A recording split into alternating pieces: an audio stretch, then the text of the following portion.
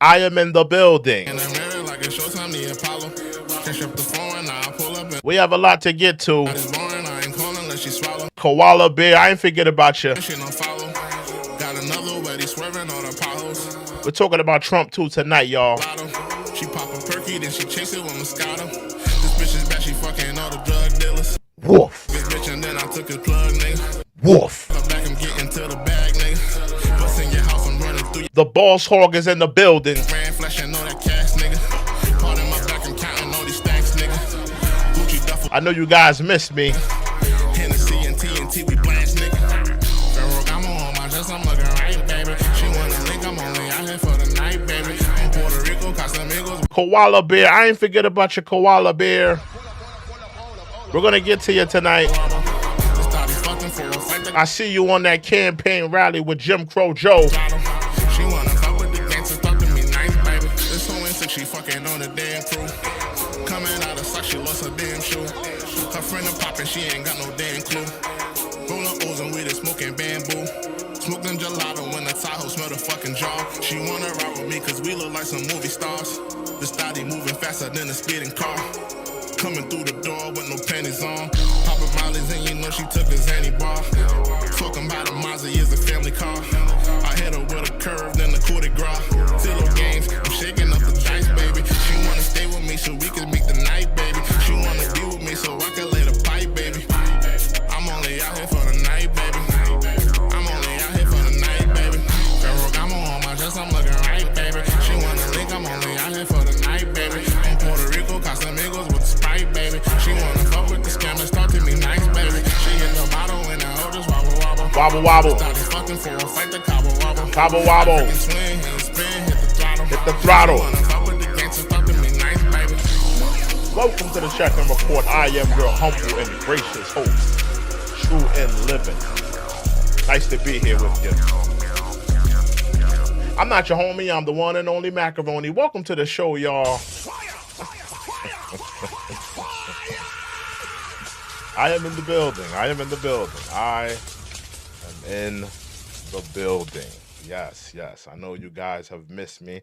I wanted to do a show yesterday, but I was dealing with a lot of neck pain, so I decided to just, I'll talk to you guys the next day. But in any event, I am here to do the work, ladies and gentlemen. We have a lot to get to. Donald Trump, he was in New Jersey. We have to talk about, Donald Trump and his speech. He said a lot of things that I was resonating with. And we also have to talk about Kamala Harris on the campaign trail with guess who? Guess who's on the campaign trail with Kamala Harris? Jim Crow Joe, Benadryl Joe, NyQuil Joe, DayQuil Joe, ZQuil Joe, Nighttime and Day Cough Joe.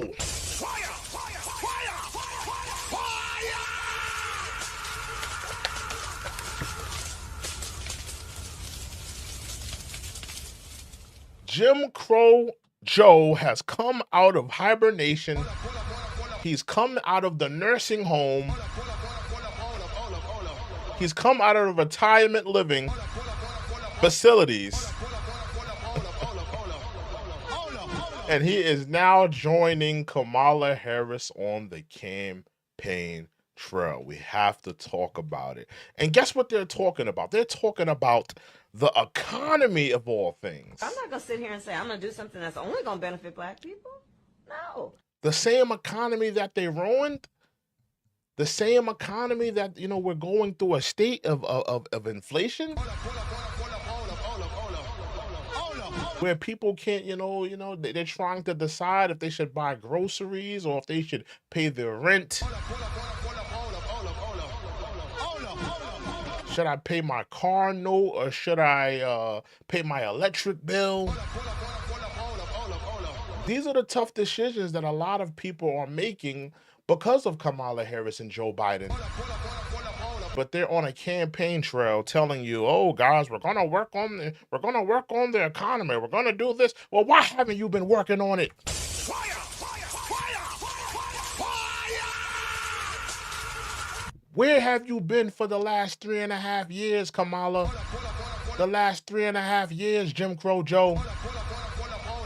Don't tell me you're gonna fix the economy when you had 3.5 years to do something about it. You know? You're insulting my intelligence when you're telling me, oh, we're gonna do something about it. We're working on it. Just hang tight with us. Okay, I see a couple of y'all in the building. Salute to everybody in the building right now. See a couple of y'all in the building. Yeah, but I feel like, they're insulting my intelligence when they tell me, oh, we're working on the economy. We're gonna do this and we're gonna do that. You're insulting my intelligence when you're telling me that. I'm not buying it. I'm not buying it. But we're here to talk about that. So, but first and foremost, we're gonna talk about Trump, and we're gonna listen to what Trump had to say on his in his speech. He was out there in New Jersey, so we're gonna go to that one first. Let's deal with that one first, shall we? Trump in New Jersey. Where was he at in Jersey, actually? He was in Bedminster, New Jersey. Any Jersey people in here? Any Jersey people in here? Trump was out in Bedminster, Jersey. Okay, let's hear what Trump had to say in his little speech out there. Let's see what he had to say. Let's get into Trump's words. Thank you very much. Thank you, everybody. Nice to see you. We have a lot of interesting things to talk about, and we have some very specific things. So we'll take our time. We have plenty of time. I think you have plenty of time. I hope you like the weather. It's very nice. Nice place. Nice location. And I do. We're getting into Trump's words right now, guys.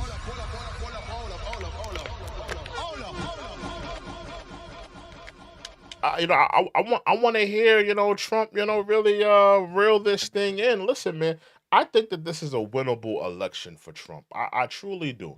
I think that Trump could get away with this Trump in a landslide.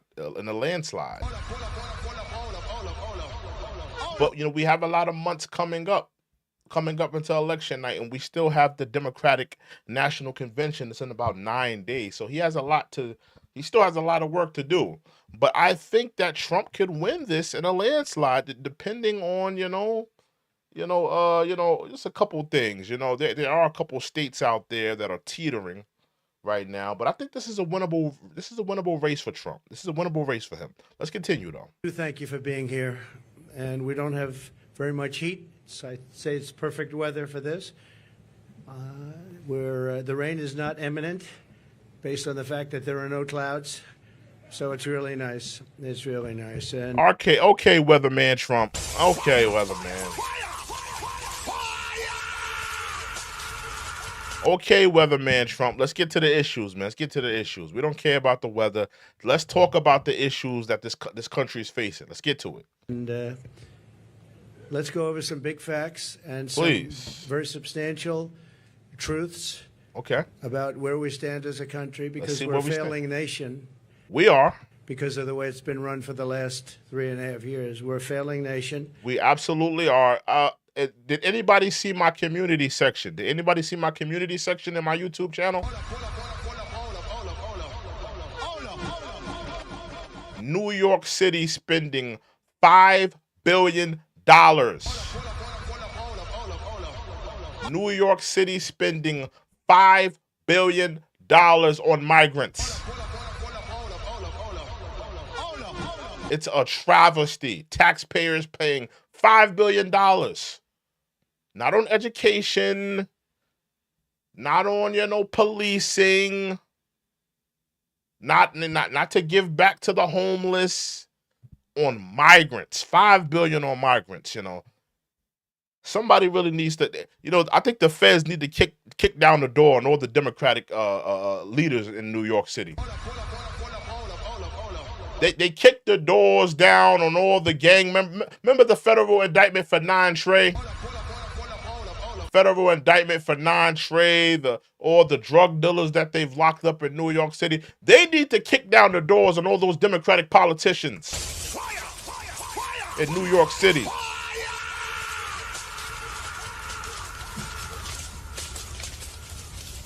$5 billion on migrants. That's an absolute travesty.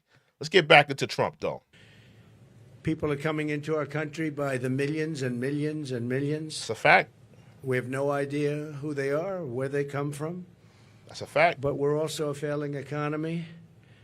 That's a fact. Kamala Harris is a radical California liberal who broke the economy, broke the border, and broke the world, frankly. Keep in mind, also keep in mind that this woman has yet to go to the border. Why hasn't Kamala Harris gone to the border? You're letting in millions and millions of people by the day, by the week, by the month, but you have not yourself been to the border? That's absolutely lunacy.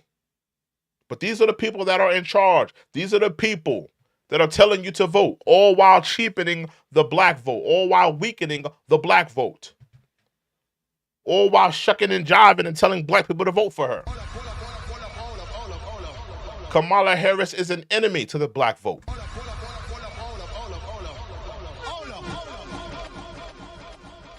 You got to watch these Democrats. You got to watch these Democrats. Let's get back into it. Very destructive to the entire world because as we go, Yeah, oftentimes the world goes. She destroys everything she touches. And if she wins, your finances and your country will never recover. You're never going to recover. That's a fact. That's a fact. Tell me this. Why is Kamala Harris on a campaign trail talking about, oh, inflation, we're going to fix the economy, we're going to do this, we're going to do that about the economy? Why haven't you been working on the economy? You've been in the office for the last 3.5 years. Have you not, Kamala? You've had 3.5 years to fix that economy.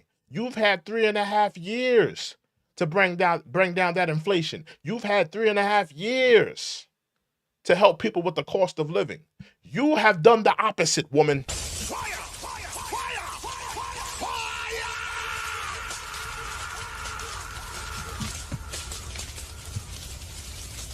So you can't go on a campaign trail and tell us, oh, we're going to fix this and we're going to fix that. And we're going to help you with the cost of living and yada, yada, yada. Well, you haven't done it. Your record says otherwise. Your record says otherwise. And I have to give Trump I have to support Trump on this one. I have to back him up on this one. Because your record says otherwise, Kamala. Your record says that you're not going to help people with inflation. You're not going to help people with the economy. That you want to continually squeeze the American people. You want to continually squeeze us and make no mistake where the inflation comes from. Make no mistake where the inflation comes from. Inflation comes from the government overspending.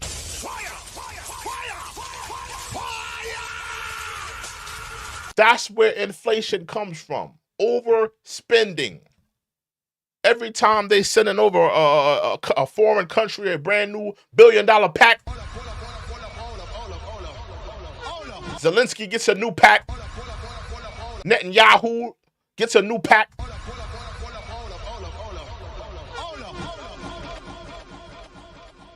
That's why the cost of living is so high. That's why the price of groceries is so high. Because it's because of big government overspending. So make no mistake that the people that are the people that inflation is so running out of rampant, the people are right in front of you. It's Kamala's fault. It's Joe Biden's fault. These are the people you should be blaming for inflation. Make no mistake about it. A radical left person wants to put price controls all over the place, which will end up driving up your prices, not down your prices. Harris has just declared that tackling inflation will be a day one priority. That's absolute laughable. That's laughable to me. That you're going to make that a day one, Kamala Harris. I'm going to make inflation a day one priority. You're in office right now. Why isn't it a priority right now? Think about how just ridiculous that sounds. Here you are in office right now. You and Joe Biden in office right now. You could help with inflation right now. But you're telling me you're going to wait until you take office to ease the pains of people and the cost of living? People that can't even pay for their bills, they can't even pay for their rent or mortgage. You're going to wait to get in office to do something about that? Fire! Fire! Fire! Fire!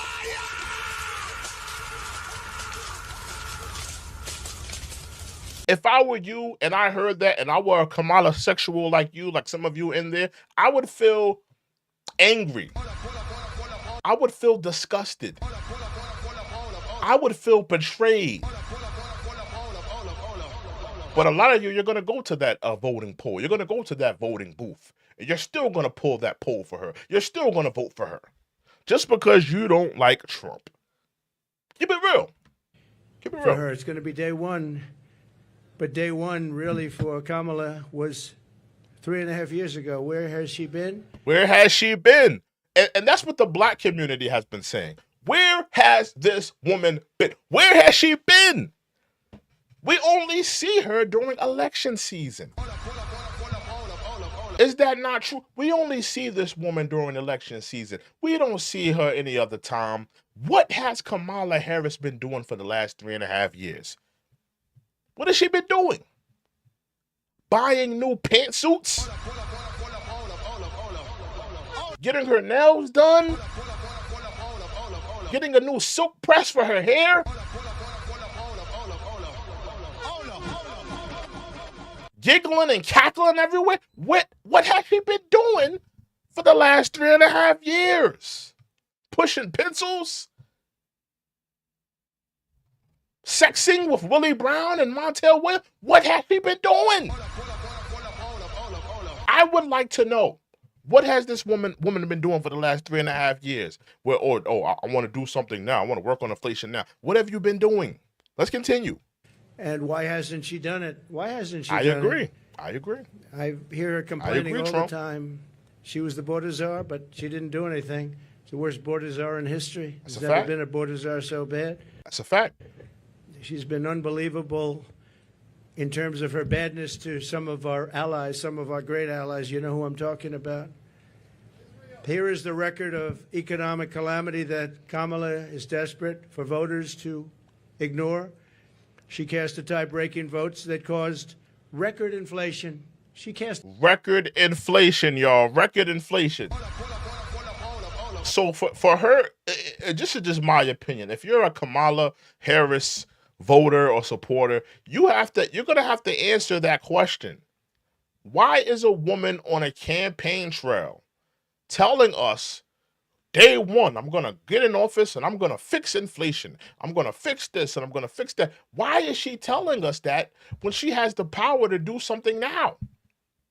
Think about it. Every time you pay a bill, every time you go to the grocery store and you feel in your heart that these prices are too high. Every time you go, stop at a gas station and you put gas in your tank, you need to ask yourself that this woman is in office right now and can do things and impact change now. But she's running on the premise that you gotta wait until election night.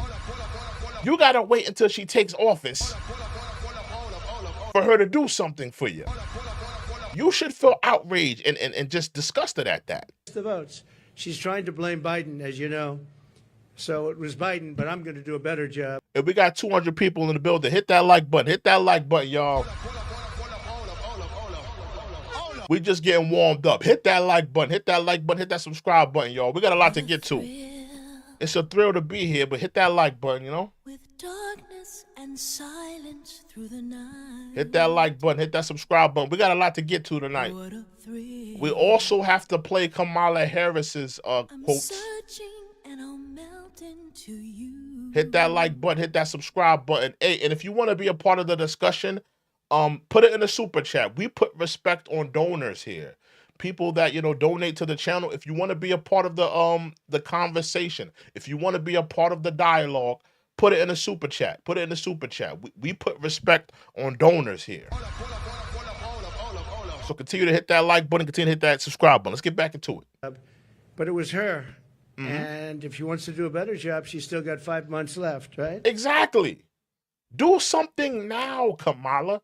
Stop telling us that you're going to do something when I get in office. Do it now. Stop telling us you're going to do something when you get in office. There's nothing stopping you now. You are VP. And again, Joe Biden he's told everyone that he's not equipped to do the job. He doesn't have the cognitive skills. His cognitive skills are dissipating. He's telling people essentially that you are, running the country because he's not equipped to do it. So essentially, let's be honest, Kamala has the power right now to affect change. Think about it. Joe Biden has told everyone that he's not rerunning. He doesn't have the strength. He's the mental skills are dissipating. He's pretty much essentially handing the mantle to Kamala, right? So I'm pretty sure he's giving her a mentorship about the job. Kamala Harris, you could impact change right now. You could fix inflation right now. Here you have the president. You're shoulder to shoulder with the president.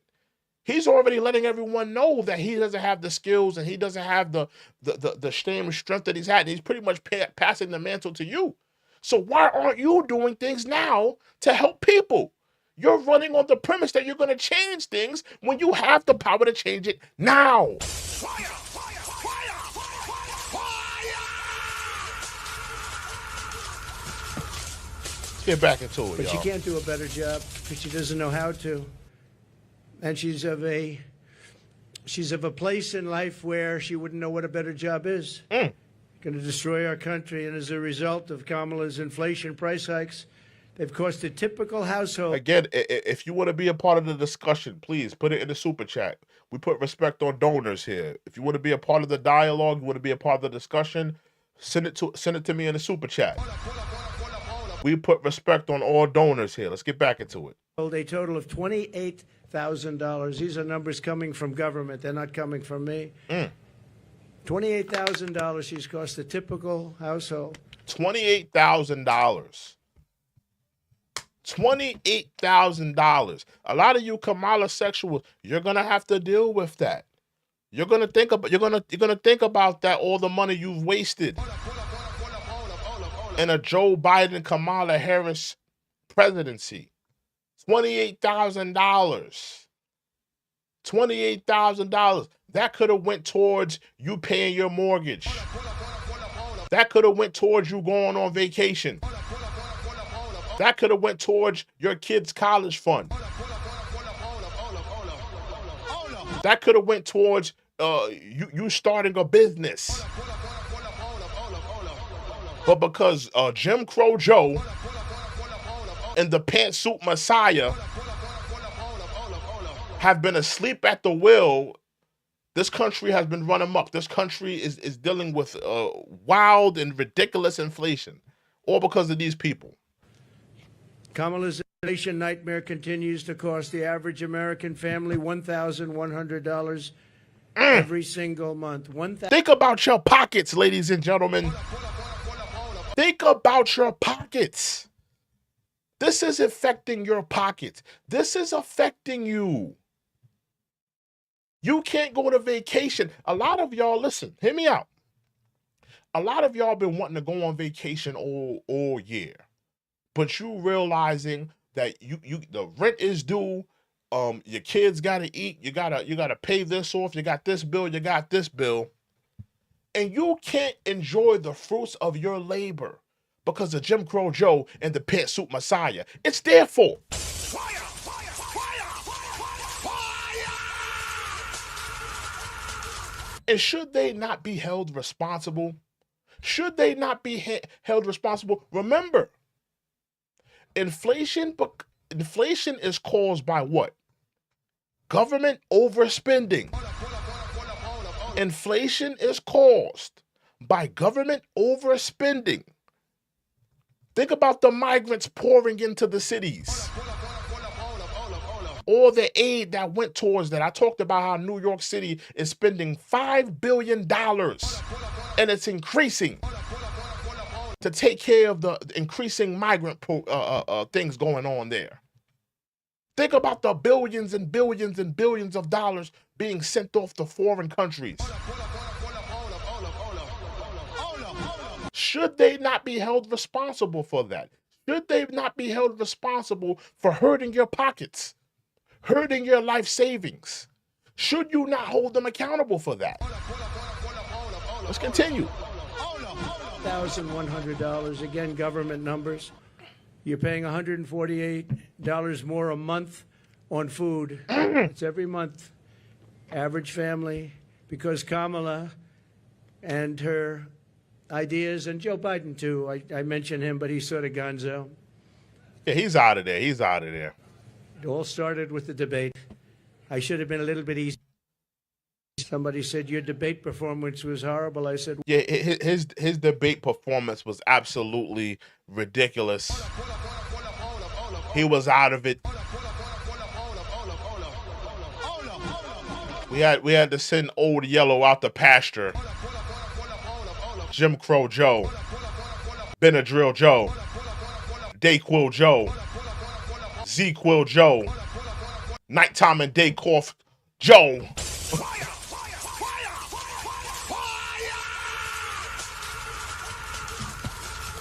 Hit that like button, hit that subscribe button, y'all. Let's get back into it. And keep in mind, in terms of the economy, and because I've always found that this was very disrespectful. Hear me out. I always found that this was disrespectful, right? Every time you see Kamala, she's laughing, cackling, always a kiki, always cackling everywhere. This woman is cackling and laughing while you're struggling to pay your bills. This woman is laughing and cackling while the country is dealing with, economic problems and all, inflation. People are struggling. They have to decide if they're going to pay their groceries or they're going to pay their rent. All while she's cackling. Is this who you want running the country? In my opinion, I want somebody who's focused.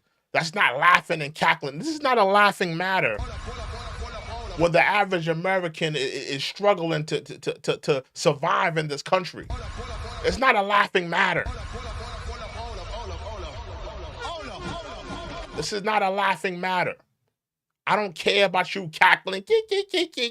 Get on your job, woman. All that cackling. why? Because you forced him out of government. But I believe she'll be just as bad. I believe she's maybe in many ways going to be worse because he wasn't really a radical left. But she is. She's real. He wasn't real.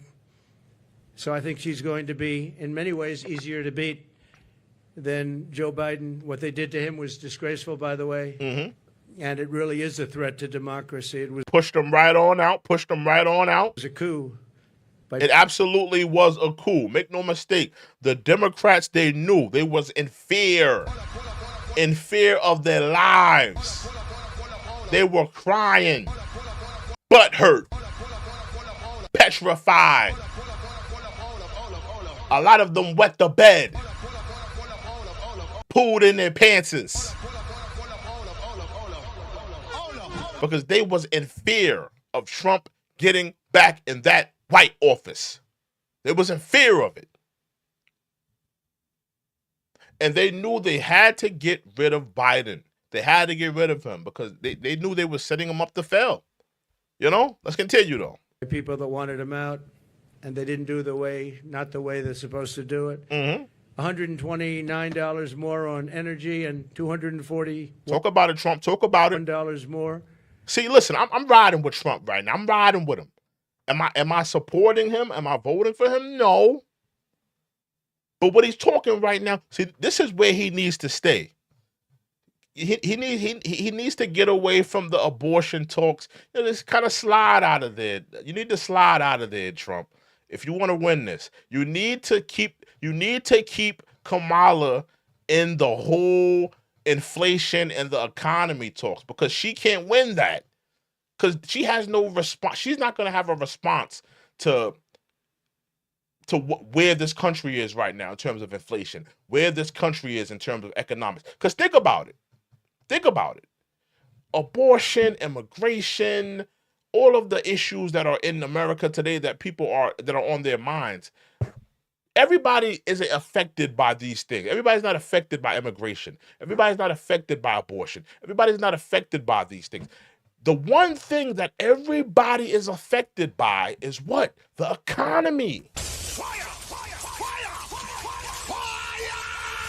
So if Trump wants to win this, he needs to keep it in the economy. You're a businessman, Trump.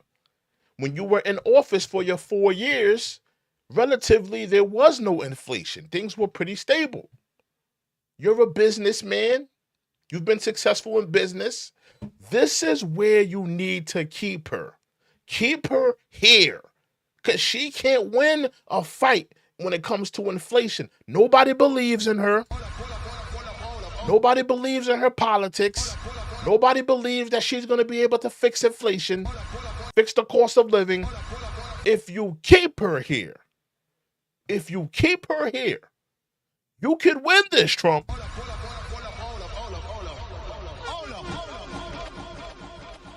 Salute to Fresh Take 01 with the 99-cent donation. Salute to you. Tip me a 100 sticker. Salute to you.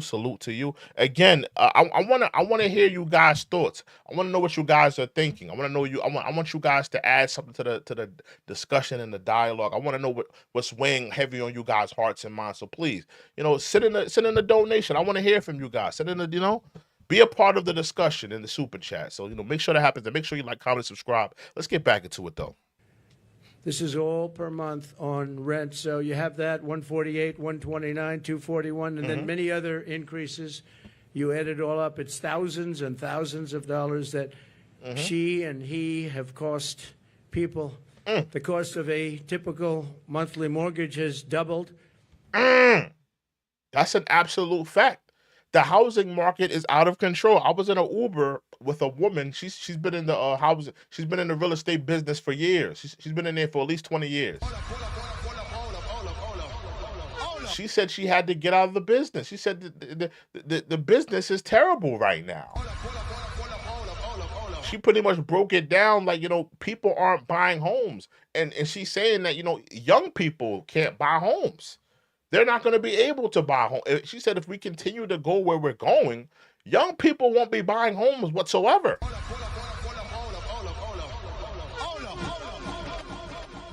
Salute to Math Gig Econ. Salute to Math Gig Econ. Salute to you. With a $2 donation, he says Secret Service left 2 breastfed at Trump rally. What? Secret Service left 2 breastfed at Trump rally. What? They were breastfeeding at the Trump rally? What do you mean by that?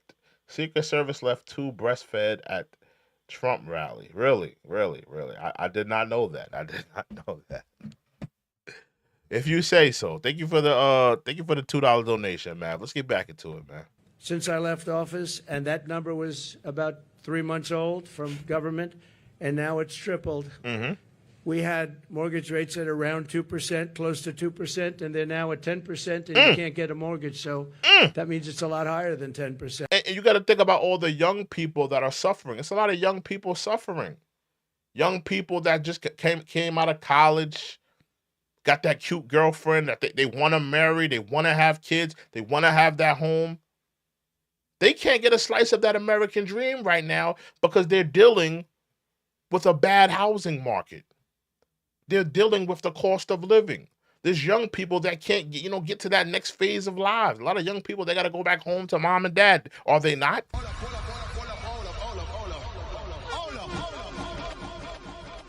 They're leaving the college. Back when I was coming of age, it was people going to college. They went to college for 4 years. They got that job, and then they got their apartment, and then maybe they meet the girl that they like, and then they want to get in the house.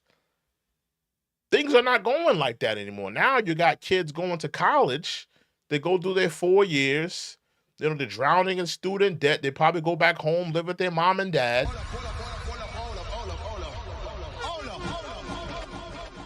They can't afford to get their own apartment. They can't afford to get their own house right now. They can't afford to marry the girl of their dreams right now. They can't afford to marry that that high school sweetheart or that girl they met in college. Things are out of control. And we're not making it better on the average American citizen. We're not making it better. It's time for a change. Let's get back into it. And I guess it is whatever they want to give over the money, and that's a lot more than 10%. So when you think about double, they've actually quadrupled or more than that. Think of that, quadrupled, which really kills the American dream for young people. Young people are being devastated by what they've done to our... What did I just say? People are feeling it. And a lot of you Kamala sexuals, a lot of you Democrats, listen, you're going to hear a lot of young people loud and clear. Don't think that, a lot of young people are not vibing with Trump. A lot of young people are vibing with Trump because they see where this country is going. They see the pronouns, the overly political correctness.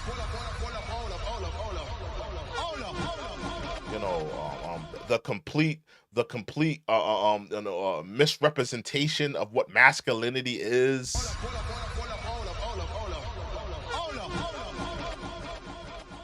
They see what the Democrats are trying to replace femininity with, real femininity and real, they see what the Democrats are doing. And they're not vibing with it. A lot of young people are not vibing with it. A lot of young people are not indoctrinated into this matrix or this PC world or this, political correctness world. And I'm not saying that they should or they shouldn't be. I'm just saying that there's a lot of people that can vibe with what Trump is laying out here and what Trump is feeling, what Trump is trying, what he represents more so, what he represents. Let's get back into it. Grocery prices have skyrocketed. Cereals are up 26%. Bread is up 24%. Butter is up 37%. And we got 200 plus people in the building. Hit that like button. Hit that like button right now. Hit that like button. Hit that subscribe button right now.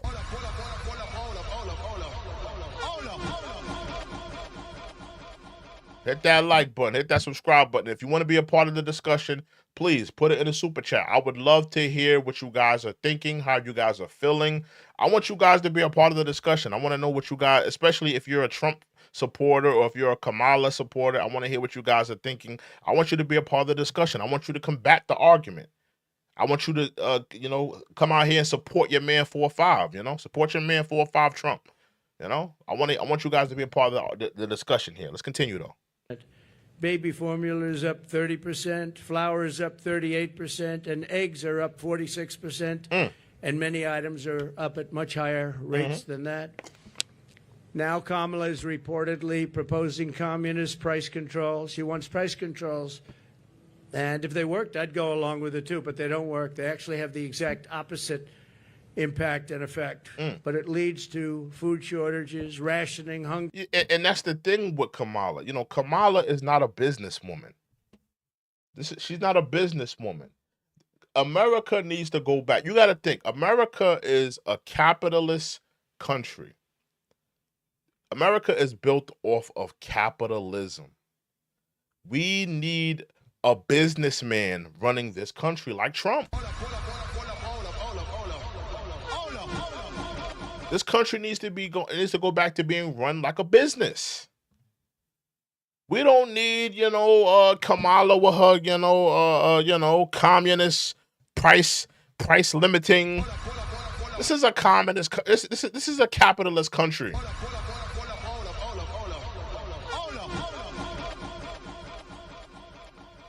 Kamala's not doing a good job, man. We don't need her She doesn't know how to run a business. This is a woman who's been a prosecutor. She's been throwing black men in jail. That's what she's good at. Throwing people in jail and getting evidence to throw people and creating slaves for the prison industrial system. That's what her job was. This woman doesn't know how to run a business. This woman doesn't know how to be a mover and shaker and have, successful ventures and stuff like that.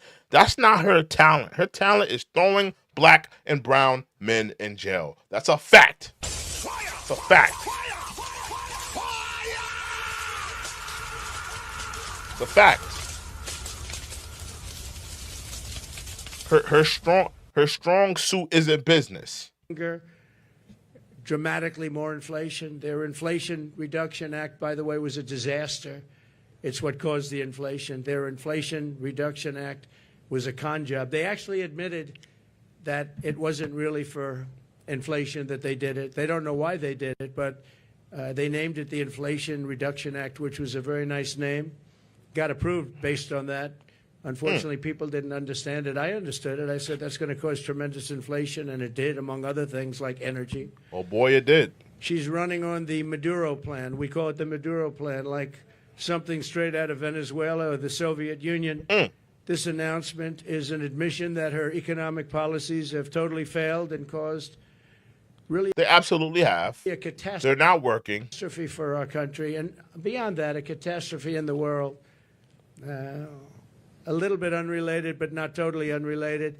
We have wars breaking out in the Middle East. We have the And that's something else you have to think about as a Kamala Harris supporter. And again, if you want to be a part of this discussion, please put it in a super chat. I would love to hear what you guys are thinking. But that's what you Kamala Harris fans are gonna have to deal with. You're gonna have to ask yourself. You're gonna have to ask yourself the serious question. And a lot of you are gonna, you're gonna just fall into your ignorance and say, I don't care. I just don't want Trump in the office. But a lot of you are gonna hear what I'm gonna say, and you're gonna probably agree with what I'm saying.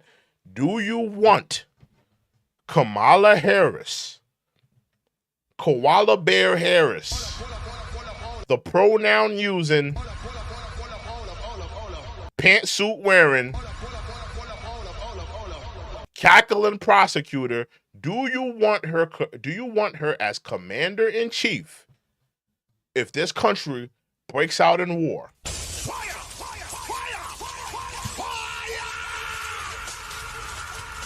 You're going to have to ask yourself that question, Kamala fans, Kamala supporters, voters. A lot of y'all are going to fall into your foolish pride and say, I hate Trump. I don't care. I'll take anybody over Trump. I'll take anybody.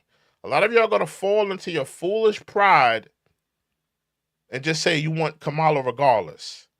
But you're going to have to ask yourself, do you want Kamala as commander-in-chief if this country breaks out into a war? If tensions between countries that we have tensions with, if it escalates into something, do you want this woman at the helm? You see the job. You see the job Joe Biden did. With Ukraine, Russia, what's going on with Israel, you see what's going on. You see how he dropped the ball on all these situations. Can you afford to have Kamala Harris in there? Can you afford it? You're going to have to ask yourself, and especially any of you that have kids in the military, if you got kids in the service, salute to you. If you have kids in the service, or if you're in the service and you're watching this, I salute to the people, Nothing but the utmost respect for the men and women in our service. But you're going to have to think about that. Do you want this woman as commander-in-chief? horrible war going on with Ukraine and Russia. All these things would have never happened if I was president. Would have never, ever happened. And they didn't happen.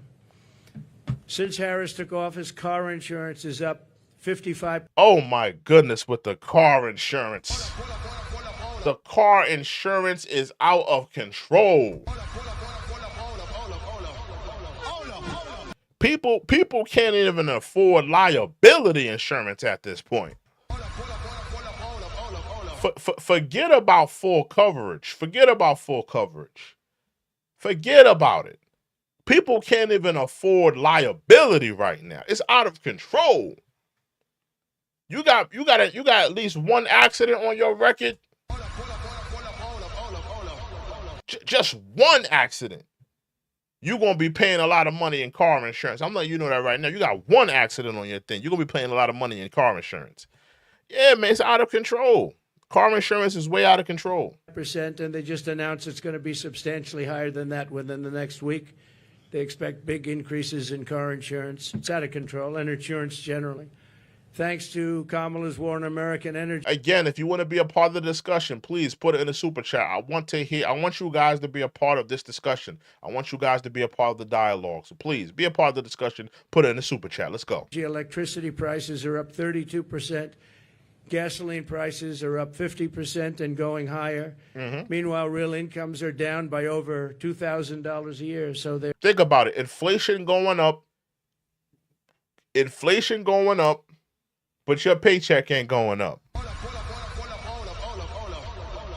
Your income isn't going up. And guess what? Guess what? Guess what? The American dollar, the value of the American dollar, that isn't going up as well.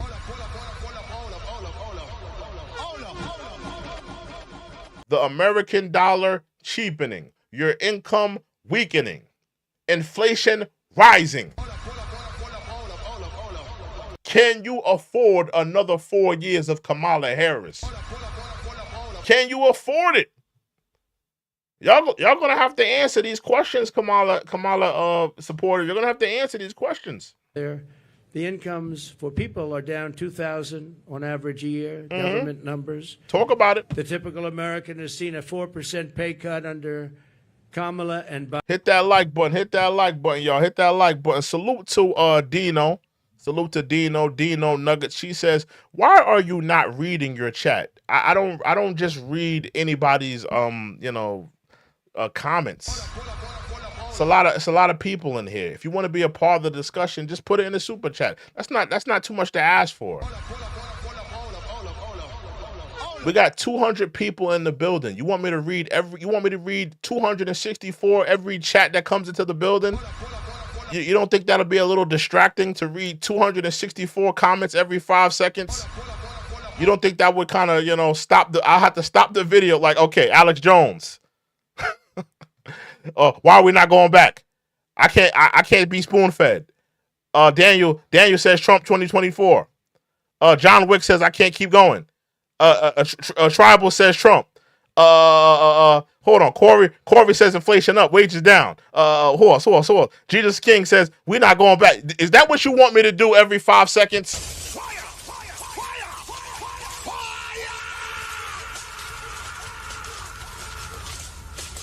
Be reasonable here. Be reasonable here. If you want to be a part of the discussion, put it in a super chat. And see, that's where we are in society. And I blame Oprah. Right? let me just break this down for 1 second. I blame Oprah. I blame Oprah and I blame social media. Oprah and social media made people feel like everybody's important. Everybody's not important. Everybody's not important just because you got a social media, just because you got a YouTube page like me. Everybody's not important. I can't read 264 comments that come in every 5 seconds. If you want to be a part of the discussion, put it in a super chat. I put respect on the donors. If you come into this channel and you say, you know what, I like what he's saying. He got I like what the content that he's bringing. Let me support this man. Let me support this channel. Let me put it in the super chat. And you ain't got to break the bank. I ain't begging you. You ain't got to break the bank. But listen, if you put money into this channel, I'm going to respect your comment and I'm going to read it. I'm not going to just read the random nigga that's just coming in here just talking, blurting out nonsense. You ain't special.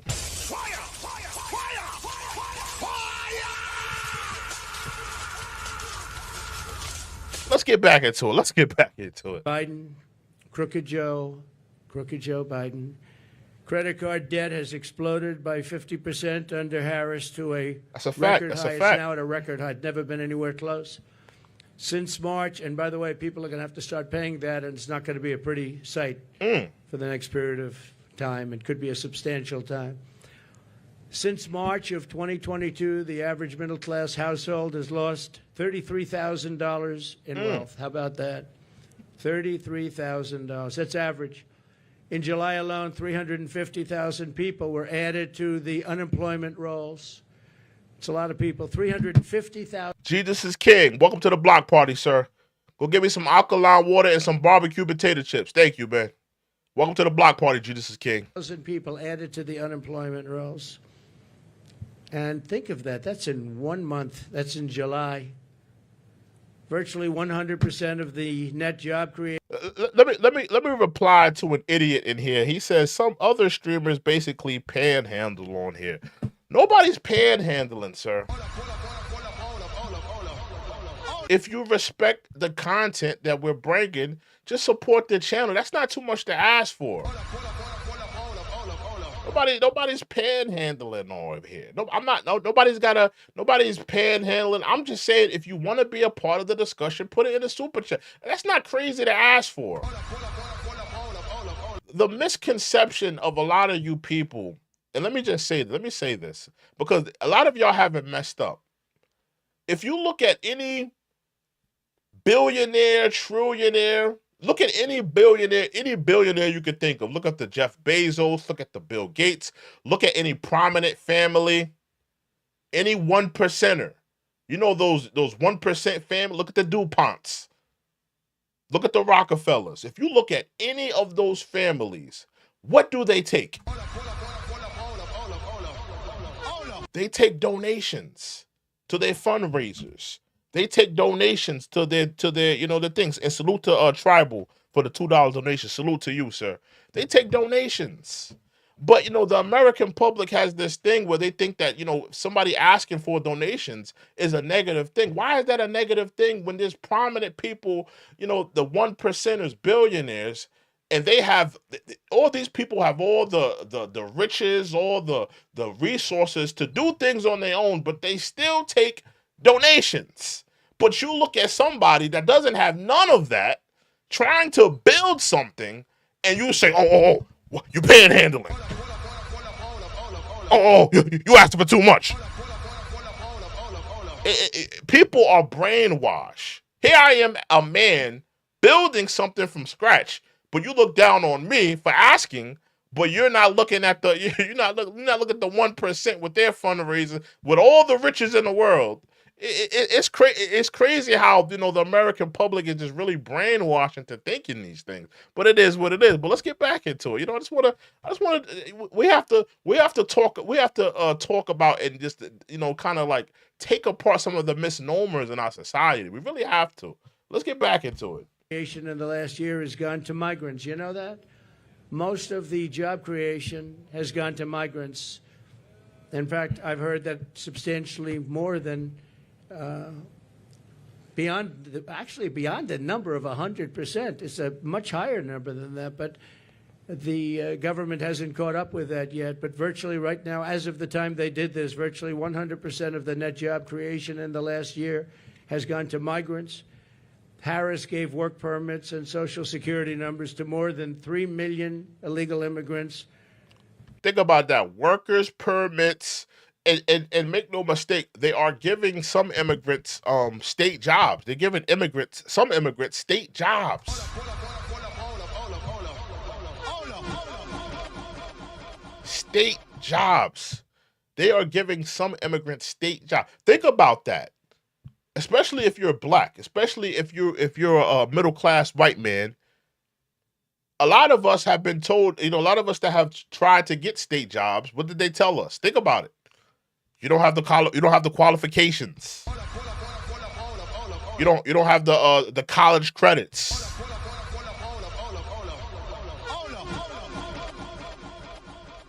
They told a lot of American blacks, a lot of white people, that they were not qualified to have a lot of these state jobs But now they're just rewarding a lot of these immigrants state jobs. What about that?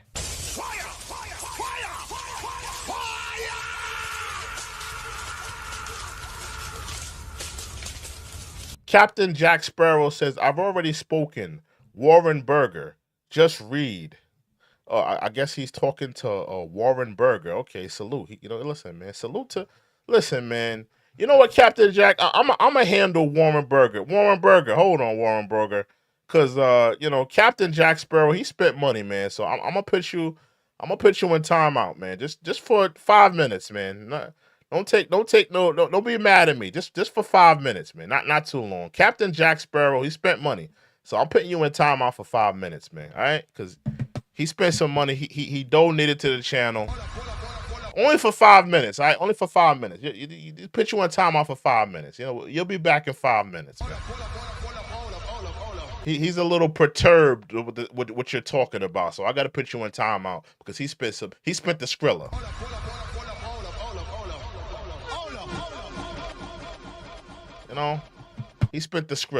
the Skrilla. So I got to put you in only for 5 minutes. You'll be back soon. You'll be all right.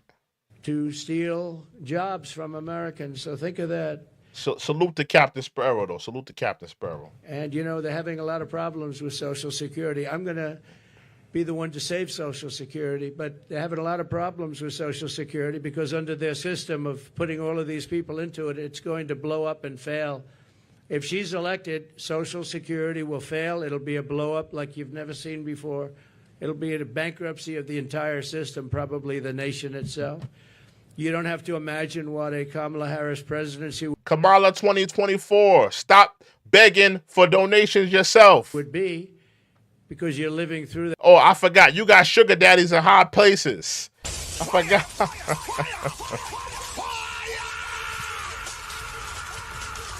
Hey, Kamala, stop spamming. Stop spamming. You can say what you want to say, but stop spamming. That's your first and your last warning, Kamala. Stop spamming. If you spam again, I'm going to knock that silk press weave off of your head, Kamala, all right? I'm going to knock that silk press weave clean off your head and send you to Claire's for new pantsuits. Stop spamming. You can say what you want, but stop spamming. Stop spamming. We don't tolerate spamming over here. Stop spamming. Nightmare right now, and it is a nightmare. It's a nightmare. And you're going to stop inflation, but we're going to have a crash, and we're going to have a crash like a 1929 crash if she gets in. You saw a gentleman yesterday who got up, one of the top analysts in the world, frankly, and said that if... Salute to Daniel Adams with the $2 donation. He says, hey, you. Salute to Daniel Adams. Salute to Daniel Adams with the $2 donation with the sticker. Salute to him. Trump isn't elected, he predicts, and he's predicting you'll have a stock market crash like 1929. He also said the only time and the only reason the stock market has gone up, even though it had some bad moments recently. Did we freeze? What's going on here? Hold on. But I think we'll take a substantial lead. You saw the polls come out today. We're leading in most of the polls, but you'll have I have a lot of friends over there. So. Is Trump leading in all the states right now? Let me know. I'm looking at the chat. Is Trump leading in all the states? I saw he wasn't doing too good in Michigan. I saw like it was only about like a few points. Wasn't but only like 2 numbers up. She was up by two numbers. It wasn't like it wasn't like out of this world like where she was up by 30% or 20% on him. Is he losing like a landslide in the key states? Any like swing states? Is he losing like real bad? Don't give me like where it's only 2 points off. Is he losing in any key states right now in the polls right now? I'm looking at the chat.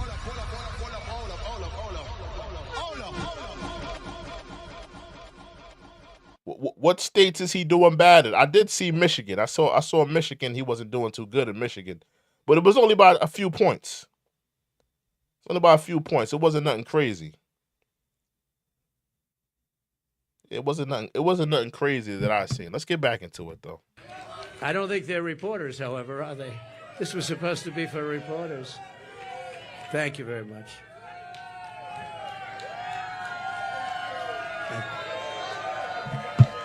Somebody said, "Well, listen, he's probably gonna lose Minnesota because that's where Tim Walz is from. So yeah, I didn't think he was gonna get Minnesota. I think that was a strategy though. They were trying to get Minnesota, you know. So yeah, I think he's not gonna get Minnesota, more than likely. But any other key states like Michigan, I saw he was down in Michigan. What about Florida? How's he looking in Florida right now? Thank you very much. When I left office, I handed Kamala and crooked Joe Biden a surging economy with no inflation. The 30-year mortgage rate was around 2%. Gasoline had reached $1.87 a gallon. We actually had many months where it was lower than that, but we hit 187, which was a perfect place, an absolutely beautiful number. Real income surged by more than $4,200 a year when I was president. Harris and Biden blew it all up. And if Kamala They absolutely did. wins the election, the worst is yet to come. You'll have a real problem in the future because people don't respect her in the world. People don't respect her in the economy. Economists are laughing. They can't even believe this is happening to our They absolutely are. country. And she wants to change a free enterprise type country into a communist type country. That's a fact. That's what she knows. She's considered far more radical than Bernie Sanders. That's all you have to know. Far more radical. I disagree with that. I don't think she's as radical as Bernie. Bernie is clearly a socialist. It's not even a debate. I wouldn't go she's as radical as Bernie. Bernie's a socialist. No debate about it. You know, I think she's trying to come off as this radical, but I don't believe she's as radical. She wants to be safe. See, the thing about Kamala, she's been, you know, she's had bosses her whole life. Her whole life, she's been tap dancing for buttermilk biscuits her whole life. So she's like one of those like people pleasers. She wants to please her sugar daddies. Now remember, she has sugar daddies in high places. Look at the people that supported her. A lot of billionaires supported her. She has sugar daddies in high places. That's why she's saying everything, you know, nice to everyone. She's trying to play nice with everybody. You know, she's trying to play nice. She's trying to come off nice to everybody. You know? So I don't think she's as radical as she's trying to come off. She's trying to seem like this radical, but I don't believe she's as radical as she's staying. Or at least on certain things. Maybe on gun control, she's very radical. But on other things, like, you know, I don't think she's as radical as she's trying to portray herself. Radical. And she picked somebody that's far more radical than Bernie Sanders. He approved a bill recently, tampons in boys' bathrooms. He wants tampons. Somebody says she's been a Fed her whole life. Exactly. She has been a Fed her whole life. She's been, you know, she's been answering to superiors her whole life. Think about it. She was a prosecutor. She had to answer to someone. She was a district attorney. She had to answer to someone. She was a senator. You know, she had to answer to someone. She was a VP. She still had to answer to someone. Her whole career has been her working to get to that next level. She's a very ambitious woman. I'm gonna give her flowers on that. Very ambitious. A little too ambitious, if you ask me. If you hopping in bed with Sweet Dick Willie and Montel Williams, a little too ambitious, if you ask me. But she is ambitious. She is ambitious. But yeah, man, she's had to answer to someone her whole life. You know? And even now, if she were to take the presidency, she has sugar daddies in high places, so she would still be answering to someone. In boys' bathrooms. It's terrible. It's terrible. But that's the person that she picked. Surprising pick to me. I was shocked. He's also got one of the worst. Oh, Kamala said I'm disrespectful. I can't talk about your little rendezvous, your little love affair with Sweet Dick Willie Brown.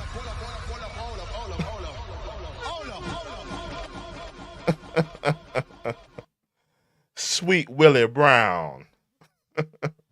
running around with that married man. Being an adulterer with that married man. Yeah, that's what she was doing. Listen, man. Listen. When you're a public figure and you're running for office, all of this must be addressed. You can't hide your. See, that's the thing. We can talk, and it just shows you how biased the Democrats are. You guys talk about Trump, who he slept with. I mean, how many times you bring up Stormy Daniels? How many times have you brought up the fact that he's a felon? How many times have you brought up that he said, "Oh, grab her by the you know what"? How many times have you brought up Trump's past? How many times, Democrats?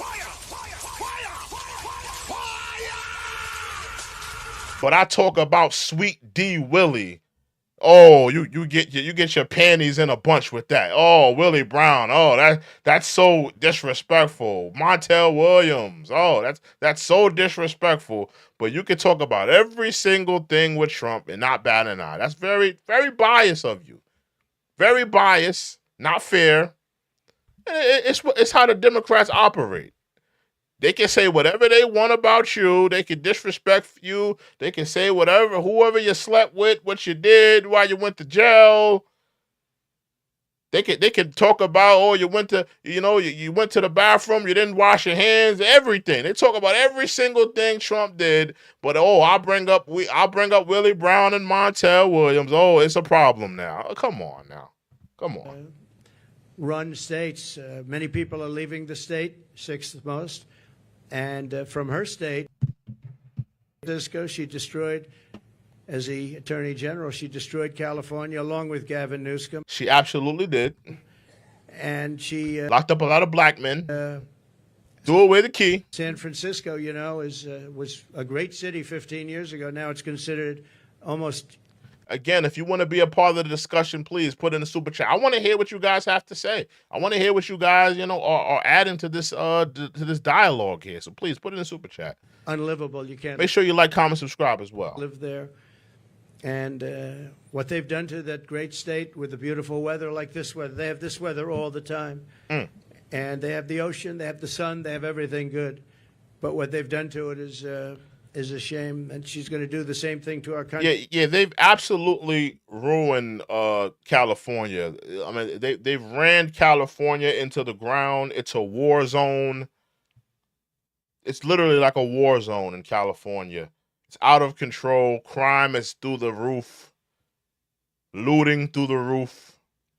They've ruined that state. Someone even said, that, I think Joe Rogan said that. He said that California is just not the same anymore. He said that Miami is what California used to be, 20, 30 years ago. California is just not the same. Because you've had, people like Kamala Harris, people like Gavin Newsom just ruining the place.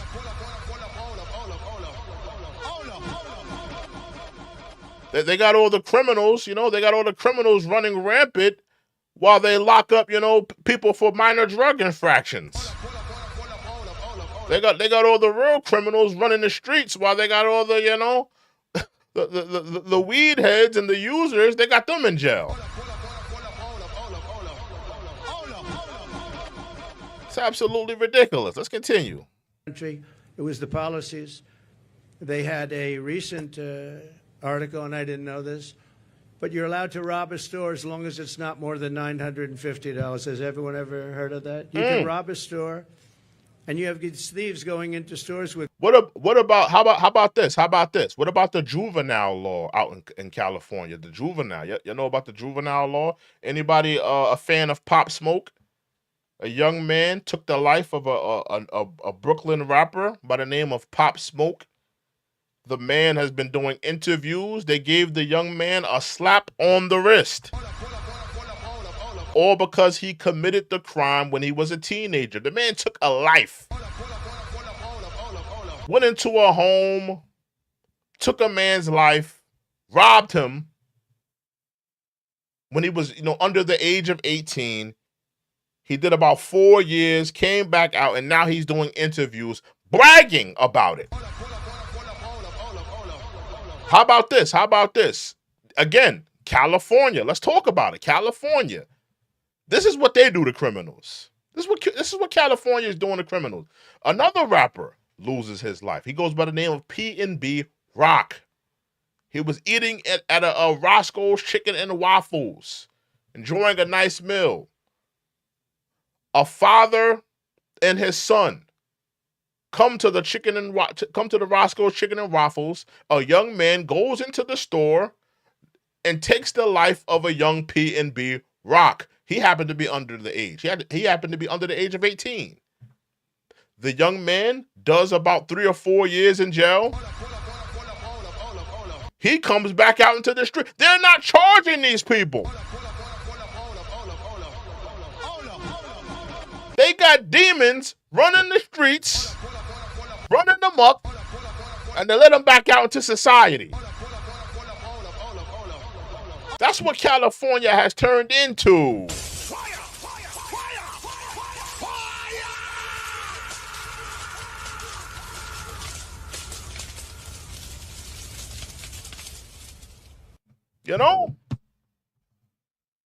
Listen, man. Listen. If you old enough to take a life with no remorse, you should be old enough to do the time that comes with taking a life. That's all I'm saying. If you're 16, 15 years old, 14 years old, and you take somebody's life with no remorse, you were in a gang and all of this stuff, you need to do the time.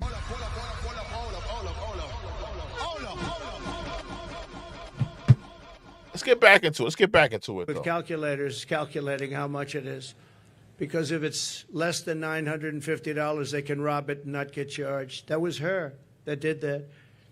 Harris is campaigning on the largest tax increase in American history, including ending the Trump tax cuts, one of the largest tax cuts ever in our country's history, and working with families, a gigantic capital gains tax hike they want, and a new wealth confiscation tax. It's called wealth confiscation tax, which isn't going to make all of her supporters, she's got some supporters that are wealthy people because they're stupid people, but they're wealthy people. Yeah, she has a lot of I need y'all to look into the people that are supporting her. She has sugar daddies in high places. Make no mistake. There's a reason why she raised that amount of money in 24 hours. There's a reason why. She has sugar daddies in high places. She said that a 70 to 80% tax rate is, quote, a bold idea that should be discussed and studied. 70 to 80%.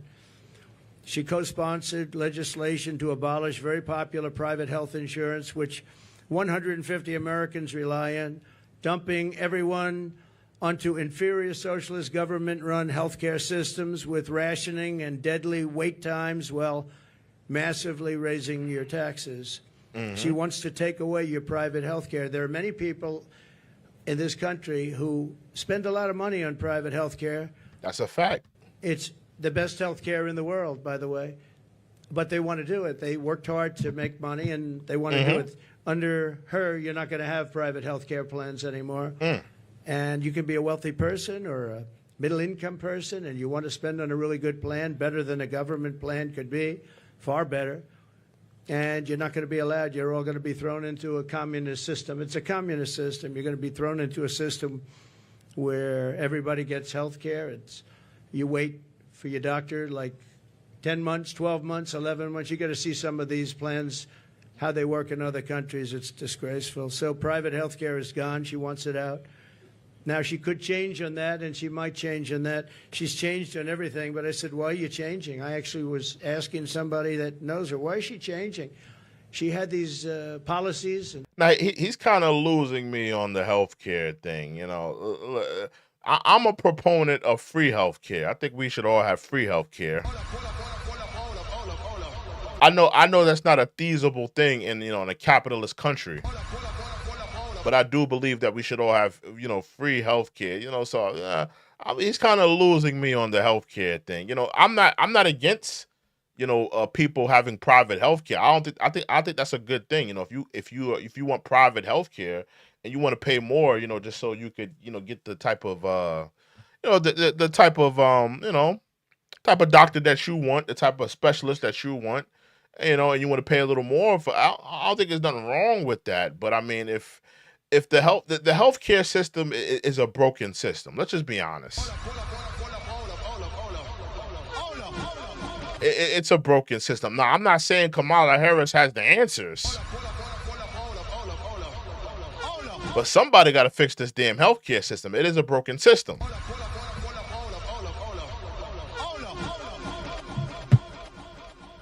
ideas for years and years and years and very solid on them. All you have to do is go back and look at your tapes, which many have been discarded because they don't want discarded by the fake news because they don't want people to see what she said just a year ago and 2 years ago. I've never seen anything like it. Even my statement on waiters, waitresses, caddies, a lot of great people, people that drive cars, no tax on tips, all of a sudden. Yeah, and I'm not feeling the no tax on tips.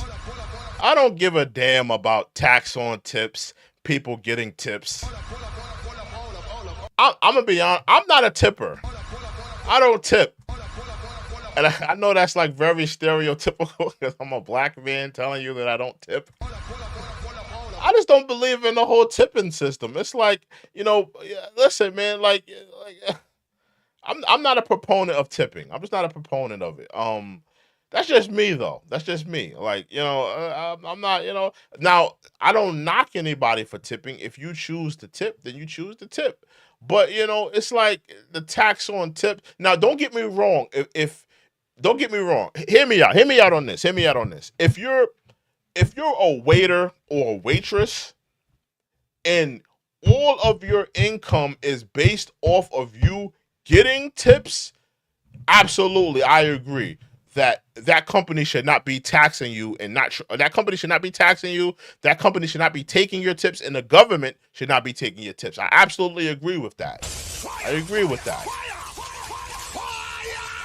But if you're a waitress or a waiter or you're a driver and you're receiving payment from a company, like if you're receiving a check on top of you getting tips, what are you crying about? Like, I just don't get it.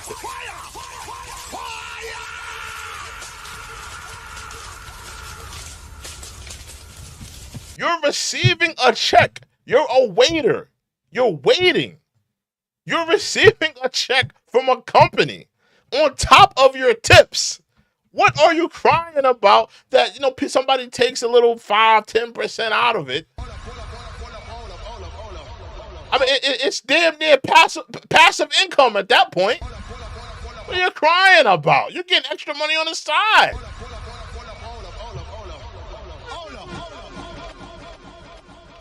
Hey, Grumpy, stop spamming. You can say what you want, but stop spamming. Yeah, all right, I'm getting you out of here. I don't like that. Stop spamming. Like, how many times you gonna write the same thing, bro? Stop spamming. Now you sent to the block party. Welcome to the block party. Go get me some barbecue potato chips and some Poland spring water. All right, stop spamming. Let's get back into it though. Out of the blue, she comes out. That was months ago. I said that, and she came out and she said no tax on tips. She could have at least said, President Trump had some great ideas, but one of the ideas was no tax on tips. I think it would have been nice, and people would have accepted that. Mm-hmm. But she just came out like it was hers, and she never had. In fact, just the opposite. The IRS is all set up to really go after people that make tips. And they passed legislation and signed executive orders making it really hard on waiters, waitresses, and that was very recently. That was just before I made the proposal. they were really going after people. So they're lying when they say that, this is what they want to do, because their legislation, which everyone knows, and their executive orders were extremely tough. They also put 88,000 new IRS agents in that can go and harass everybody.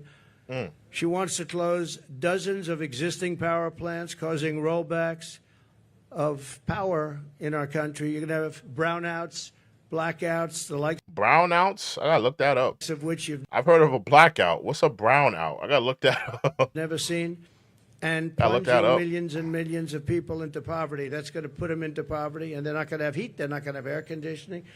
She wants to close dozens of existing power plants. So maybe she'll change that too.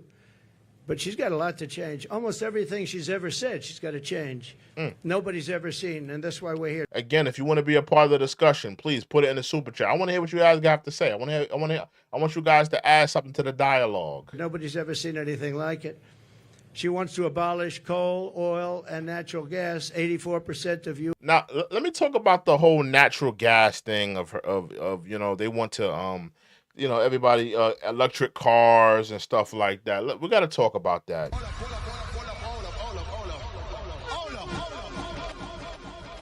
Somebody said brownout. Hold on, brownout is phased. Is phased blackout? Okay, yeah. Please let me know what a brownout is. I would like to be educated on what a brownout is. It sounds like somebody using, like, if the toilet gets backed up. And it's just like excrement, all over the place. That's what a brownout sounds like to me. Like if the toilet gets backed up. That's what a brownout sounds like to me. But yeah, let me know what a brownout is. I am curious. Like I was talking about this, the switch over to electric cars and stuff like that. We're not ready. We're not ready to switch over to electric cars. This country is not ready. You got to think about, what's going to suffer from the electric cars and stuff like that. Like, travel is going to be absolutely reduced. Nobody's going to be able to go for long distances. You're not going to be able to travel from this state to that state. It's not going to be feasible. A lot of stores that are, depending on that shipment from these, these truckers, the trucking business, those big shipments of groceries, appliances and things like that. A lot of these things are going to be hurt due to the switch over to, electric cars. We're not ready for it. We're not ready. We don't have the technology is not there. The service stations that are servicing these electric cars, they're not there. The charging time and how long it takes to charge, even with the charging adapter, the one that they put in people's houses, even with that, I hear it still takes hours and hours and hours and hours. So we're not ready as a country to switch over to the whole electric. Now, do I think that global warming is real? Do I think that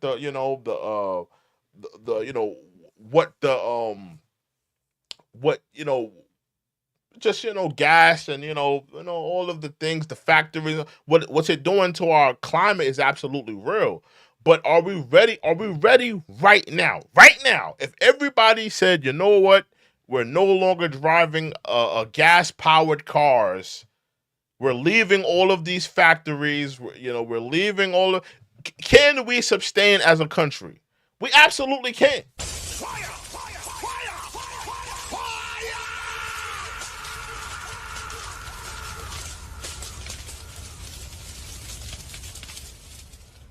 Kamala, I'm putting you in the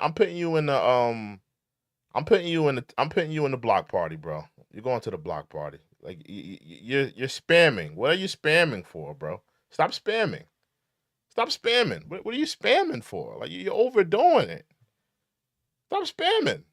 And you said something about stop begging for food stamps. I've never been on food stamps in my life. I don't know who you. I don't know what you're talking about. I've never been on food stamps in my life. I grew up in the suburbs of Long Island. I've never been on food stamps in my life.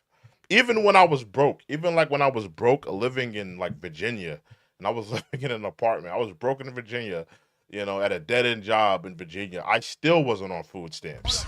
I still thought it was beneath me. So you're absolutely talking to the wrong person. I've never had food stamps. My family has never been on food stamps in my life. Never. U.S. Never. energy supply. And it's the coal and the natural gas, clean coal, I call it, and oil, natural gas that create electricity.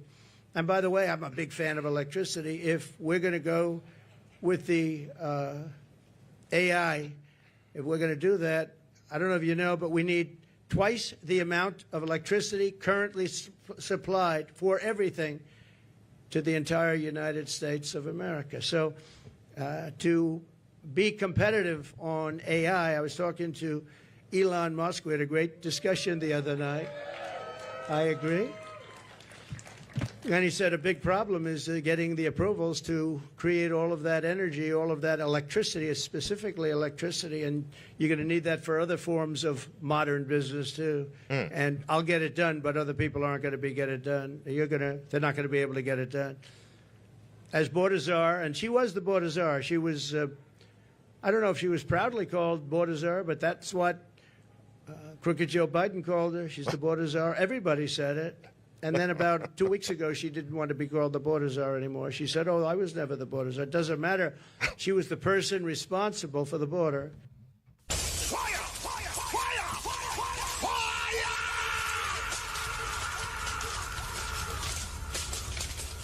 The person Now think about it. I just want to show that I want a lot of you Kamala supporters just to put this in perspective, because this is showing you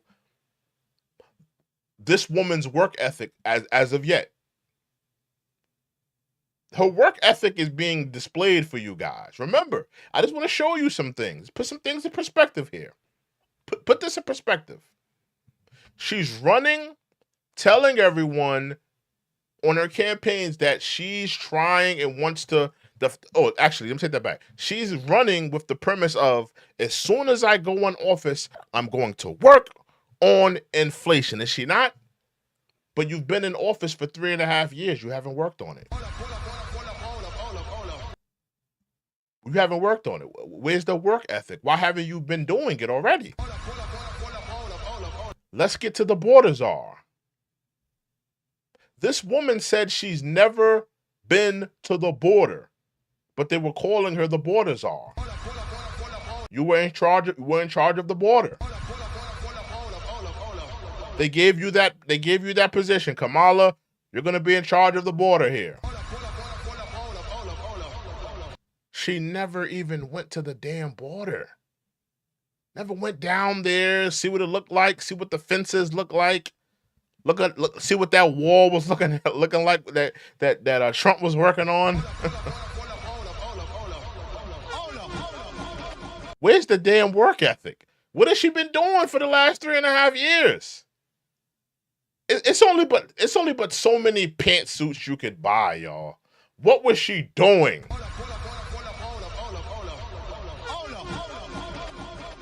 What was she doing 3.5 years? Because it damn sure wasn't working on the inflation. It damn sure wasn't going down to the border to see if it was secure. What has she been doing?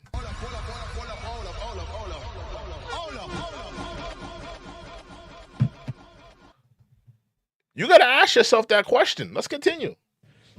And she never went there. She went to a certain location once, but I would have gone there and taken my family to dinner there. That was not a place that is going to the border, a place with no problem.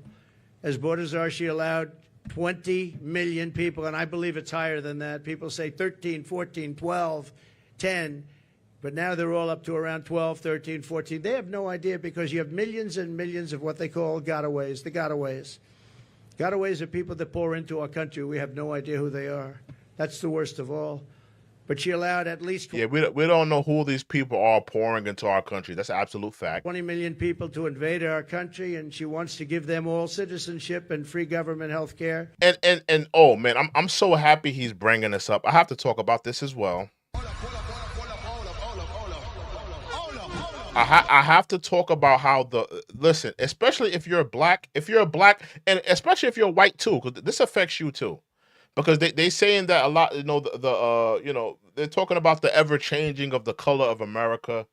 So a lot of you white people, this is important for you to hear as well.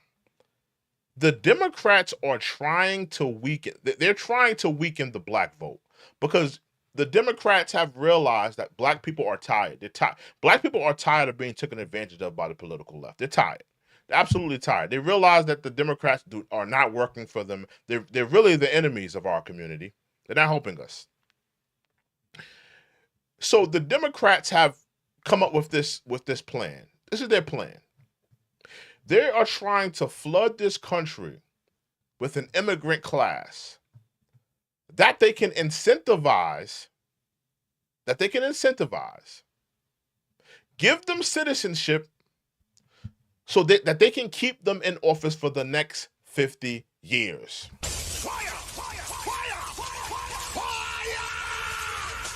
Does that sound familiar? They were doing that with the black citizens, with the black community, but they wasn't incentivizing us. They are creating an immigrant class that can weaken the black vote, weaken the majority white vote, and create an immigrant class that can keep them in office for the next 50 years.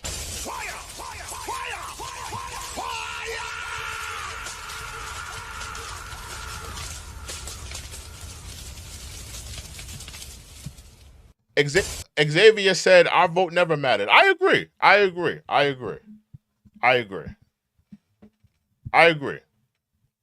Because, I mean, if you're going to vote for the Democrats every election and never talk to the other side, essentially you're right. Our vote never did matter because we never talked to both sides. It makes no sense for us to collectively, I'm talking about the black community, it makes no sense for us to collectively have a vote. But if we collectively have a vote and we just automatically vote for the Democrats, and we already know they're not going to do anything for us, we already know they're not going to incentivize us in any way, while incentivizing every other community, we already know they're not going to help us. So I agree with you, Xavier. It didn't matter who we voted for because we always voted for the Democratic left and got nothing for it. And they spit in our faces while we vote for them. You know? Let's continue, though. And let them raid Medicare and Social Security, which will, again, she will destroy Medicare, she will destroy Social Security. And frankly, there's nothing she can do about it once this happens. There's nothing she can do about it. She called for abolishing ICE. These are great patriots who are tougher than anybody in this audience. Some of those people, I know them over there. Some of those men and a couple of the women, to be honest, they're tough as hell, but they don't want to fight MS-13. I've seen it. They go into Long Island had a lot. We got a yes. I can speak to that. They actually found a body. I'm going to talk about it. They actually found a body. This was like a year or two ago. It's actually when Trump was in office. Actually, I'm bugging. This is when Trump was in office. They actually found a body that the MS-13 left near the highway, not too far from where I grew up. So yes, the ICE. And ICE, they actually kicked down the door, and I want to salute the ICE for getting those domestic. Actually, let me not call them direct domestic, but just to get those criminals out of our backyard. Absolutely. Come on now. I mean, terrorizing a community, leaving bodies and on the highway. It was absolutely ridiculous. We can't have that. But if we continue to bring in these, a lot of these criminals that come from these countries, and you have to remember something, a lot of you need to realize this. There was a Venezuelan gang member. I keep telling this story, and it's a true story. A Venezuelan gang member in New York City. He shot at police officers in the city. They arrested the man. They caught him. He took the stand and he told the law enforcement, he told the justice world, he said, this is normal in our country. This is normal. It's normal to shoot at police officer. This is normal. You got to think about the common criminal in America. The common criminal, not the off-filtered, not the, not the craziest criminal that you could think of, but the common criminal. Even the common criminal won't shoot at police. He'll just put the gun down and he'll just, all right, I surrender. The Venezuelan gang member said, yo, this is normal. In our country, we shoot at police all the time. Fire, fire, fire, fire.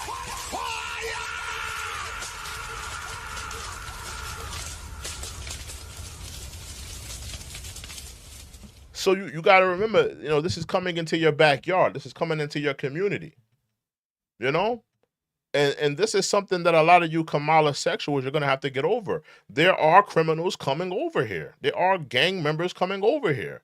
There are, sexual criminals that deserve to be on a registry, and they need to be on an offender list. They are coming over here. And if you live in a sanctuary city, you need to be worried about it.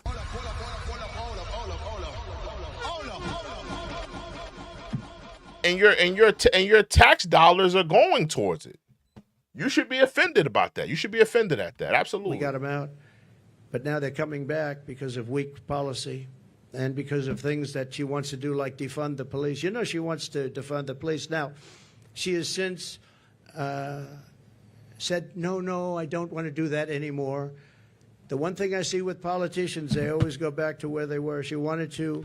Yes, hit that like button, y'all. Hit that like button. Hit that subscribe button, y'all. Hit that like button. Hit that subscribe button right now. We got 200 plus people in here. What a thrill. Hit that like button. Hit that subscribe button. We're trying to get to 100 likes. Darkness and silence through the night. Hit that like button. Hit that subscribe button. We're riding high tonight. It's a thrill to be here with y'all, but hit that like button, man. Hit that subscribe button. And I'll melt into you. A lot of y'all are searching and melting for that like button. Hit that thing right now. Hit it to the beat. Hit it to the beat. Hit it to the beat. Hit it to the beat. Hit that thing right now.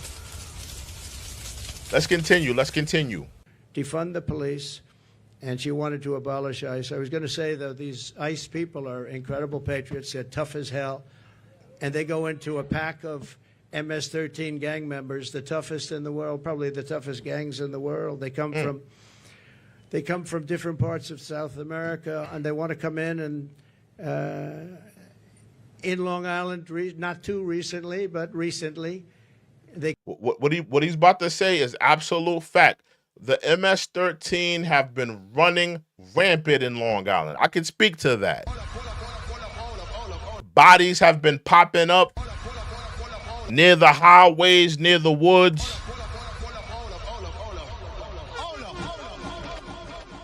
It's been running rampant in Long Island. That's a fact. Everything he's saying is absolute fact. You can look it up. You can vouch for anything he's saying right now. I concur. MS-13 has been running rampant in Long Island. They carved up with a knife two beautiful 16-year-old girls who were walking to school. And the reason they used a knife instead of shooting them was very simple, because it's more painful. They wanted to watch them agonize. Wow. And these are animals, and we have to get them out of our country, or we have to put them in jail because we don't want them back. Sometimes you have to put them in jail because their country doesn't want them back. They'll send them back the way they do. Just so you know, I know all of the people that we're dealing with as. Hold on one second. Salute to Captain Jack Spur with the $2 donation. Salute to you, sir.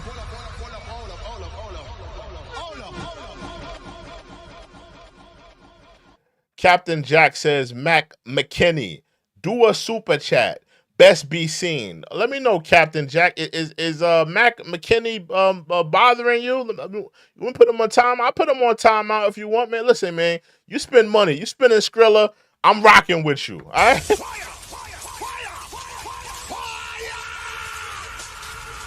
If Mac McKinney got you all hot and bothered, with all due respect, I'll sit him down. Where he at? Let me find him in the chat. I'll sit him down. Hey, Mac McKinney, you ain't spending no money, bro. I'm gonna have to sit you down for 5 minutes. 5 minutes, man. 5 minutes. All right, not too long. 5 minutes. 5 minutes. 5 minutes. All right. Salute to Mac McKinney, but I gotta sit you down for 5 minutes. 5 minutes, man. Just 5 minutes. Just 5 minutes, man. You're not spinning no Skrilla, man. I gotta rock with my man Captain Jack. Yeah, Captain, just let me know, man. If somebody, got you all hot and bothered, with all due respect, let me know. I'll sit them down. You spinning Skrilla. Listen, man. I put respect on the donors. I put respect on the donors. All right. So listen, if somebody's getting on your nerves, let me know, man. We'll sit them down 5 minutes. 5 minutes. It's 5 minutes. Let's send them to the block party. We'll get some barbecue potato chips. Get some alkaline water. Sit down for a little bit. Ain't nothing. It'll be all right. Put them in the hot box. Put them in the hot box for 5 minutes. All right. Let's get back into it. The heads of countries, and they're very smart. They're very streetwise. And what they're doing is they're taking all of their criminals, and they haven't brought all of them yet. They brought a lot of them, though. But they'll bring all of them. I'm shocked it's taken so long. If I were in their country, it would have gone a lot faster. I will tell you that I would have gotten them out, too. And they're bringing them into the United States. They're taking their drug dealers and their rapists, murderers, and every criminal, bringing them into the United States. And their crime rates are way down. They're bringing people from mental institutions and insane asylums into the United States, and their population for the mentally ill is way down. They're in the United States. They're dumping them in the United States. They're driving them through a border that's totally open. We stopped them. We didn't let it happen. And when I first came into office, you know the story, that President Obama at the time had no way of getting them back. And I said, I want to get all of the MS-13 in particular out of our country, bring them back to where they came from. A general said, sir, that won't be possible. Why? Because they blocked the airports, they blocked the roads, they blocked everything. You can't do it. I said, so they're making a concerted effort? Yes, sir, they're making a concerted effort. We can't do it. They put planes on the road. And you got to understand something. A lot of these countries that have these types of gangs and stuff like that, they've already neutralized them. They've already, they got, I don't know if you've ever seen any of these prisons where they have these gang members. They've already, removed them from society. So do you think that they want a plane full of MS-13s coming back to their countries? Hell no. A lot of these countries, they have jails dedicated to these gangs.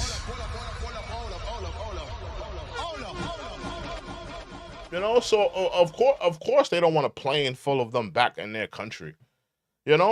But what is this country doing? We're doing catch and release. We're catching them and releasing them back into the society. We're releasing them back into our neighborhoods. We're keeping them. We need to take them back to their country.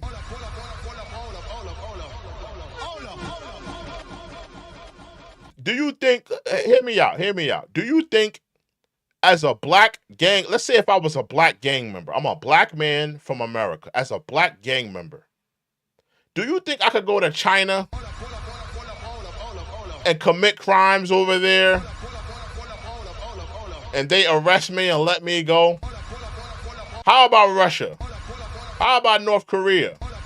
How about Dubai?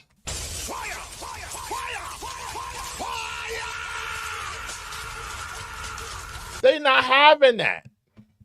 They not having that. They're going to arrest you and you're going to be doing some hard labor. You will never see America for the rest of your life. That country is going to deal with you. But what are we doing? We're catching and releasing them.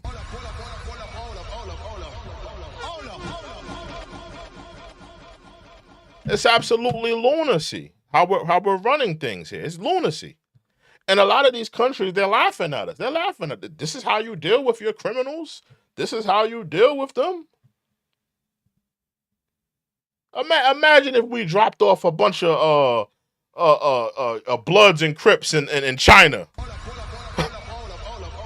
Dropped off a bunch of Bloods and Crips in Russia. Or dropped off a bunch of Bloods and Crips in North Korea.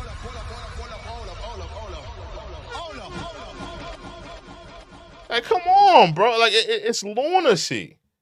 It's lunacy. How we're running this thing, it's ridiculous. Let's continue. Runway, so we can't land the plane, sir. And the same thing with the roads. They block up the roads. So if we have buses coming in, they block up the roads. They're totally blocked, and they're terrible. It's been that way for years, sir, all the way back to Bush. It's been that way for years. And I said, well, how much do we pay them in terms of economic development and aid? Sir, we pay them $750 million. I said, that's okay. Call them immediately and tell them we're not paying them anymore. That's a And fact. the following morning, I got a call from... Stop sending these countries money. Stop giving them money. They're hurting us. They're hurting our economy. They're sending over their best criminals. They're hurting us. the three main culprits. Sir, I'd like to speak to you because I don't understand what the problem is. I said, well, you've sent us gang members, and they send them. Remember that. They send them. They absolutely do. They know that their countries are running rampant with gang members. Listen, if you look at any of these countries where these gang members come from, they have prisons and jails dedicated to them. Prisons built just to house these gang members.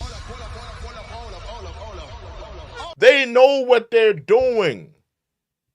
They don't mind sending over a plane full of gang members, a bus full of gang members. They're trying to get rid of them. The prisons over there, they're already overpopulated with a prison dedicated to them. They're trying to get rid of them. If we can send over a few hundred to America, why not? Less of a headache for us. Yeah, but you put them up in a luxury hotel. Give them a credit card. Let them stay over there. Give them citizenship. Let them have a couple babies over there. Keep them over there. Keep them. We're trying to get rid of them.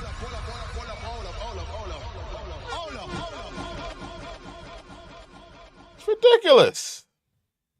Absolutely ridiculous how we're being taken advantage of. Let's continue. Let's continue. They said, you send us gang members, you send us killers, and you send us drug dealers, and you send us horrible people. And when You talking we want about to it. bring them back to your country, you won't accept them. And that's under President Obama and all the way through. And therefore, you're in default. You are in total default of the money that we send you. And we're not going to send you the money anymore. You're not getting any of the $750 million. We shouldn't be sending them nothing anyway. How are they helping us? How are these countries helping us? We sending them over, hundreds of thousands of dollars, and they award us with giving us, their best criminals, their best offenders.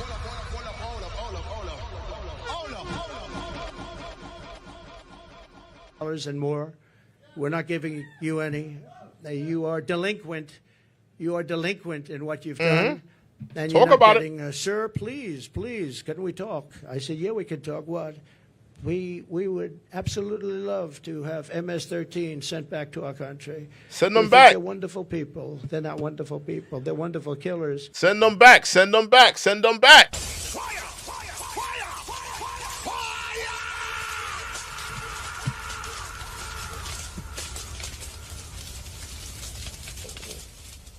Grab one by one. Grab them up. Throw them in the... Throw them in there. Stack them up like sardines in a cargo jet. Send them back. Send them back. Send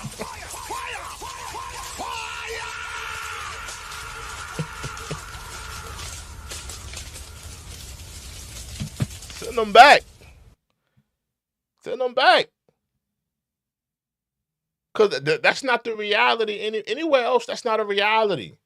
Do you think America can send off their best gang members and their best criminals to another country? Do you think we could do that? No country would accept that from us. No country. There's no country on this earth that would accept us doing that to them. No country. But They changed their tune totally. When I said they weren't going to get the money, I don't know why these people don't do it. And the $750 million. Oh, my big homie Sinclair's in the building. What's up, Sinclair? I ain't see you in there. What's up, Sinclair?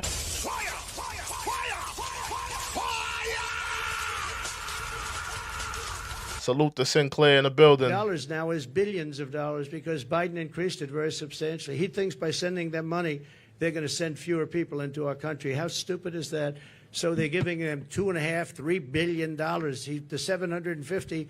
Not only did he give it, I didn't even pay after they made the call because I said, you've treated us badly for so many years. We're not going to pay you anyway. But now they're giving them billions of dollars, billions, much more than when I took over. It was 750. Now they're giving them billions. But they said, there must be an understanding, sir. We would love to take them back. And I said, well, you're going to get them back. And we started bringing them back by the thousands out of Long Island, out of Michigan. Send them back. Send them back. Of Ohio by the thousands. Give them a one-way ticket back. And she compared ICE agents, these brave people, to the KKK. She said I didn't hear that. Did Kamala compare the ICE agents to the the Crocker Kangaroo Club?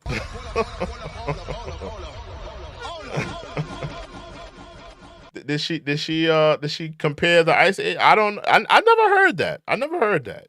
I gotta look into that. I never heard that. ICE people, the ICE agents, I compare them to the KKK. Well, they don't really, because when you go into like Long Island, like Ohio, like Michigan, we had a lot of them, and you see these men, in most cases, the agents, get out of a van and walk into, they call it a pack. It's a pack, not like a political pack, slightly different, even nastier. Hard to believe, right? Yeah, I never heard her say that. I got to look into that. But they would go into a pack of these killers, and all you do, I've seen it so many times, all you do is see fists and feet and hands and fighting. And 2 minutes later, they stand up and they walk out. They have them by the feet. They walk them out, or they drag them out, mostly drag them out, put them in paddy wagons, and they bring them back to their country. They take them back to the country, and the country is open arms now, open arms. And it's an amazing thing. For her to say KKK is very unfair, but she doesn't know. She doesn't want to know. She's a very strong communist lean.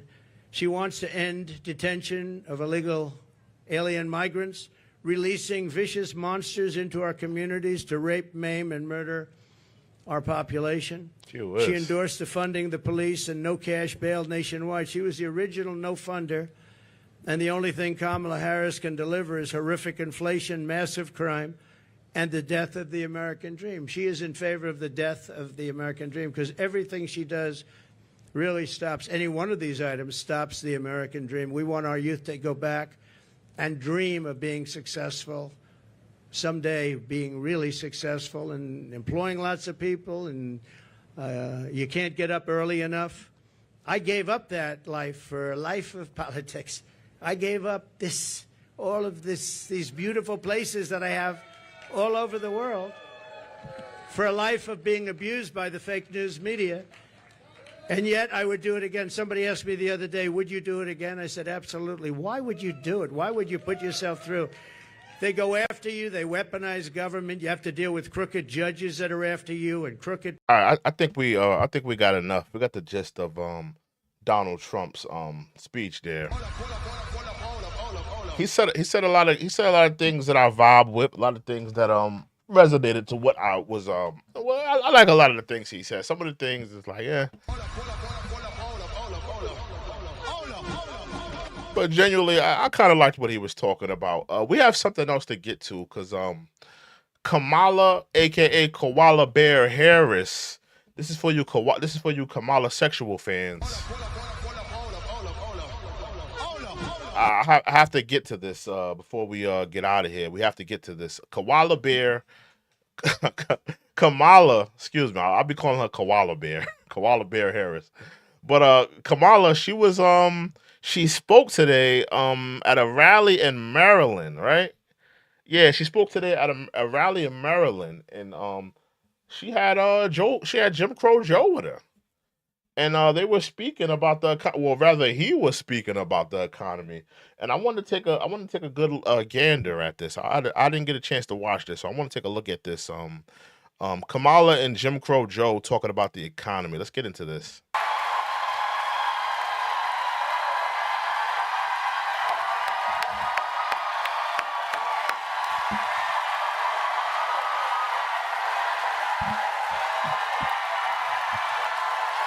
A lot of koala sexuals in the building.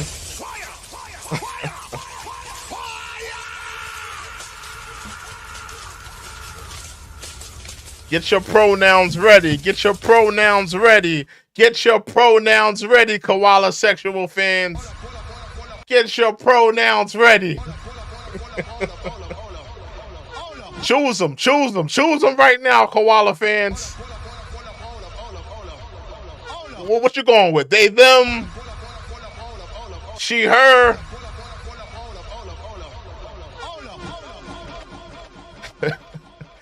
Maybe you identify as a house, a refrigerator. Let me know. Get your pronouns in order. We're about to get into koala bear tonight.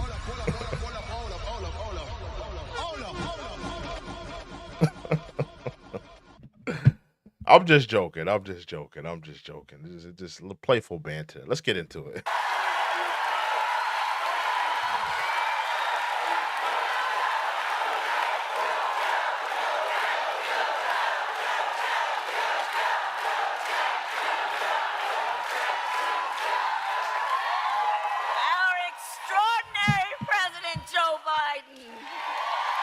Extraordinary? How is he extraordinary? Y'all damn near kicked him out of the Democratic Party.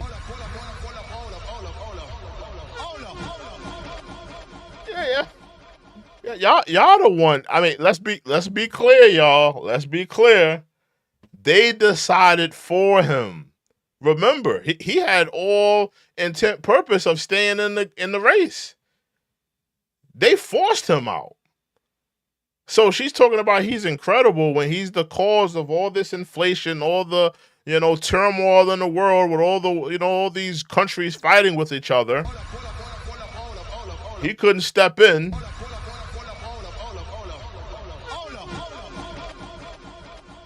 Joe Biden has not been a good president. He's been a bad president. So, I mean, she's talking about, oh, incredible Joe and all this. I mean, what has he done that was incredible? He's done a terrible job. Let's get back into it, though.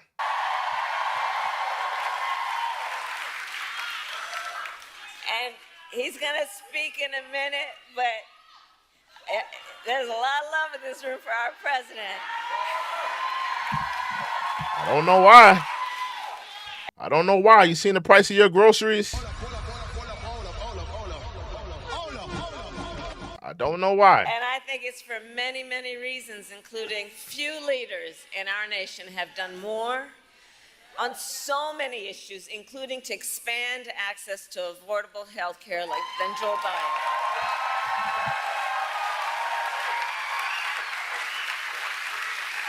And today we take the next step, thank you, Joe, forward in our fight. Jim Crow Joe, Jim Crow Joe, Jim Crow Joe.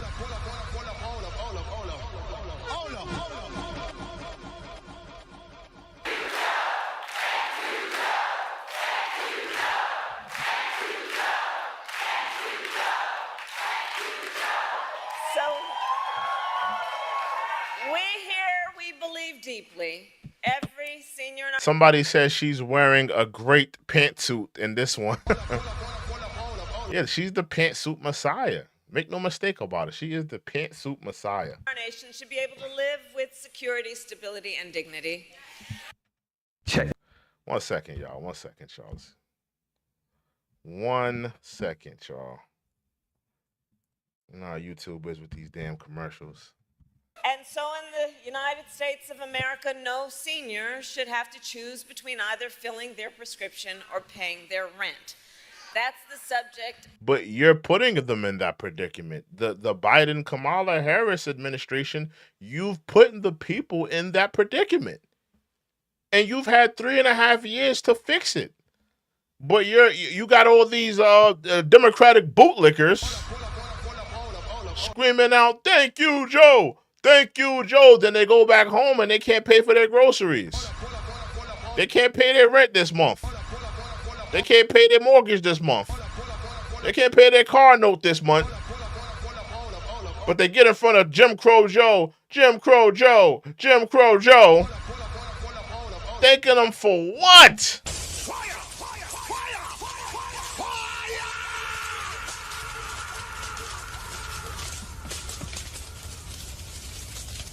For making the financial woes in the household more burdensome?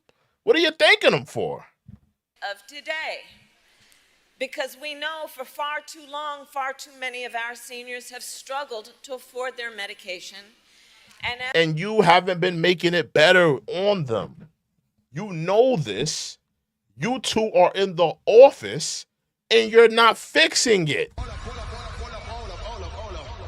What you're looking at is two people that is in office telling you that they can't do nothing.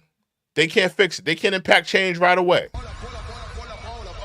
But you're running on the premise that you're going to fix things right away.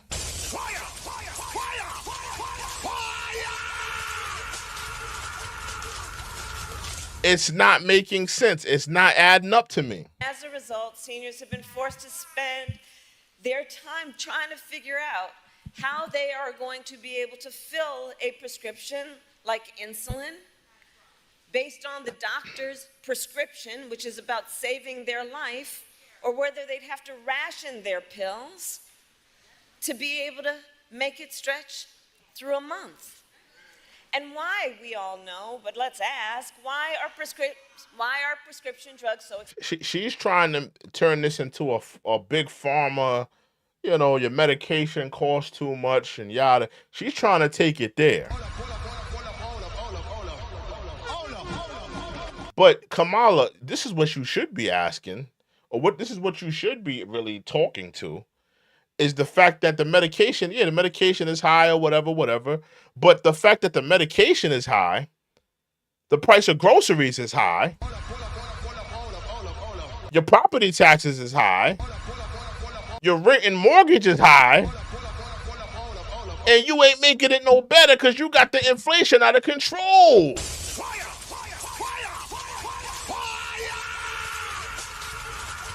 So it still comes around back to you being in office for 3.5 years and not doing nothing to fix it.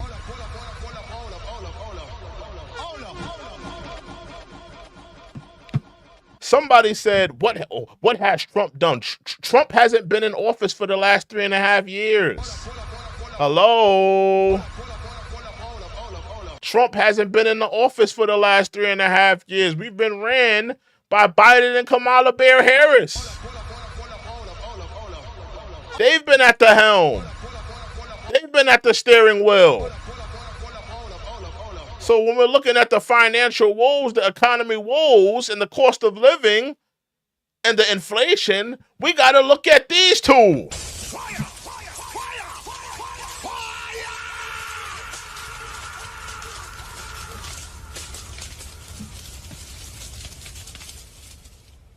I think it's very disrespectful for these two to be on stage and try to tell you that we're going to fix things now. We're going to get things back on track. When you two are the reason why things aren't on track. You two are the reason why things have gotten this far. You two are the reason we're dealing with inflation. You're responsible. Expensive. I will tell you. Well, one big reason is for years, Big Pharma has often... Again, they're trying to make this about Big Pharma. They want to take people's minds off of the inflation. They want to take people's minds off of the cost of living.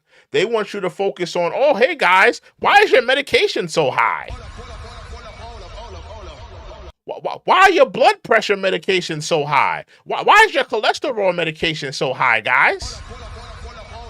Why is your insulin so high? But what you should be asking is, why is the cost of living, why is my groceries so high?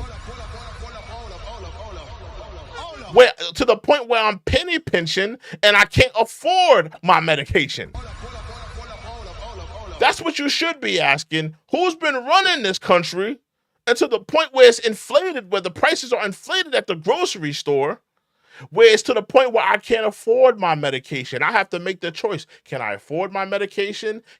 Should I pay for my medication, or should I pay for my groceries? Should I pay my rent, or should I skip out on my insulin this week? That's where you should be looking. But they want to divert your attention. They want to distract you and say, "Oh, guys, look at your medication. Your medication's high too." But what about your damn groceries?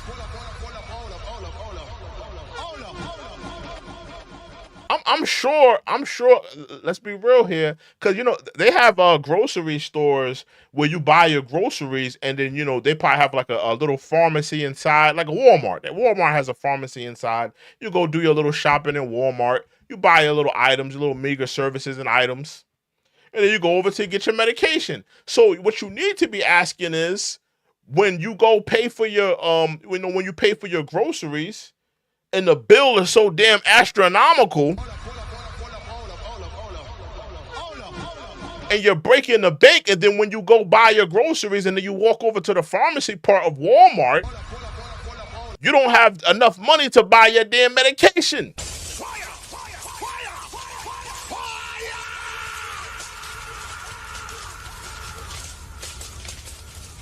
You should be looking at these two for that. You should be looking at these two because you can't afford your medication at the Walmart after you brought your groceries. You should be looking at these two jokers. Inflated the price of life-saving medications, often charging many times what it would cost to make just to increase their profits. And millions of Americans have suffered as a result. My entire career, I have worked to hold bad actors accountable and lower the cost. Oh, you was locking up black men for little drug infractions. Stop it. I've been holding people responsible. You were locking up black men for having a little bit of reefer on them, a little bit of crack, a little bit of cocaine. Stop it, woman. Stop it. Of prescription drugs. As Attorney General of California, I took on pharmaceutical companies for deceptive marketing and illegally inflating the cost of drugs. You also kept somebody on death row. You kept an innocent man on death row, and was trying to hold back evidence that could have freed him. You also did that. So that speaks to your humanity. That speaks to your empathy. That speaks to your compassion. Does it not? Drugs, and we won billions of dollars. As the United This is not a black woman, Ron. This is not a black woman. We already broke down her genealogical stuff, but we already broke it down. She's not a black woman. She's not a black woman. Her father is not even a full-blooded Jamaican man. He's a biracial man. His father was white. His mother was Jamaican. So she's not a black woman. She is not a black woman. And I find it funny, anybody that's, part of the hip-hop community, anybody that's been watching this Drake and Kendrick Lamar thing, I find it funny how you guys don't think that he's black, and you've been ostracizing him for this whole battle. They not like us. They not like you've been ostracizing him, calling him less than black. But when it comes to Koala Bear Harris, oh, she's this strong black woman. She belongs on Jet Beauty of the Week. She belongs on the cover of Essence. Like, what are y'all talking? Like, what are y'all talking about? This is not a black woman. This is the Rachel Dolezal of the politic realm.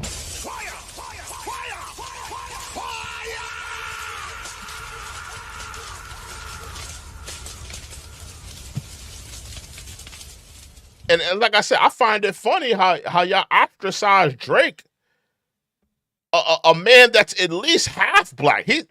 Drake is half black. He has a foundational, full-blooded black father.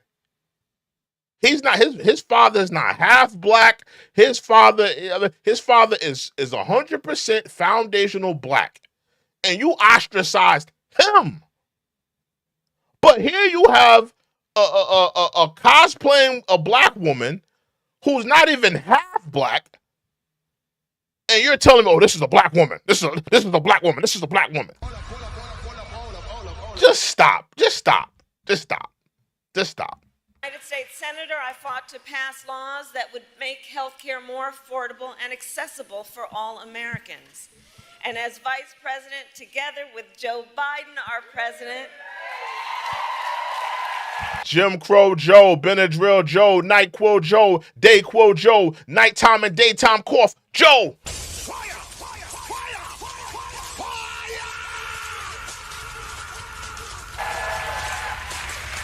we finally addressed the long-standing issue that for years was one of the biggest challenges on this subject, which was that Medicare was prohibited by law from negotiating lower drug prices. And those costs then got passed on to our seniors, but not anymore.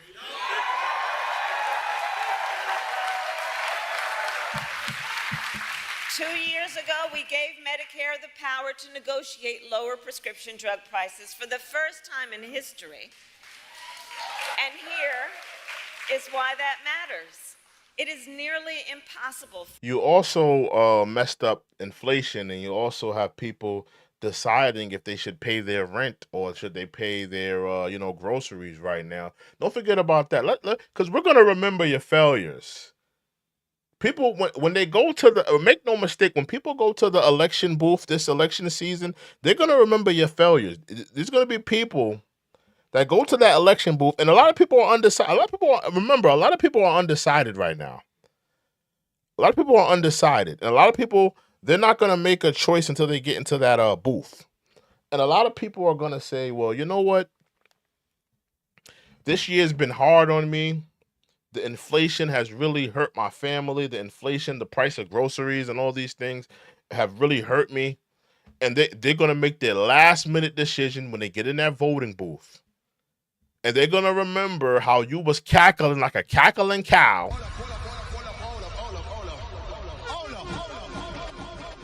And you did all these rallies talking about inflation, but you didn't do much in those 3.5 years to fix it. People are going to remember that, Kamala. They're not going to forget that. For a patient to negotiate lower prices by themselves. Just think about that. Somebody who needs the medication, who may be suffering from a serious illness, that they would buy themselves. And you're making it hard on them because you got this inflation running rampant and weighing them down, where they have to make the decision to buy their pills or buy groceries. Don't forget about that. Don't forget about that as well. To negotiate against a big drug company to lower that prices is virtually impossible. And remember, the title of this video, is Biden, Harris speak about the economy. They haven't spoken about the economy yet. I haven't heard nothing about the economy.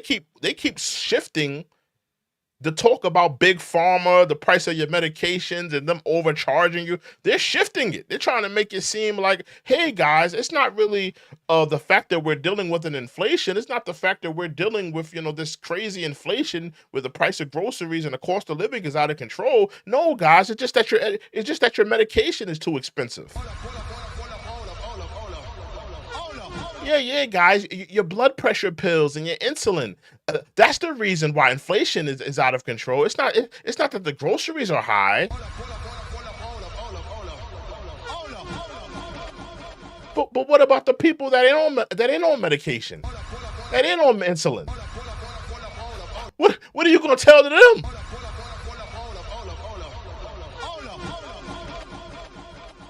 What are you telling them? Hey, Jocko, salute to Jocko. Jocko says blocking is weak. Listen, if Sinclair blocks you, she has my absolute undivided support.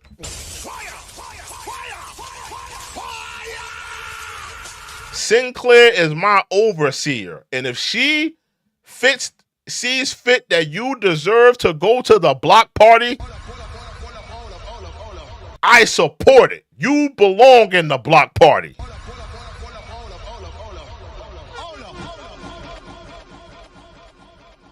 And when you get sent to the block party, we're going to send you to the store to go get some barbecue potato chips, sliced up watermelon, Poland Spring, turkey burgers, Hebrew Franks, and some chicken cutlets.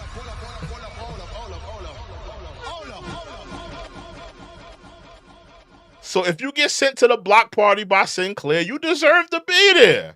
And I can't help you.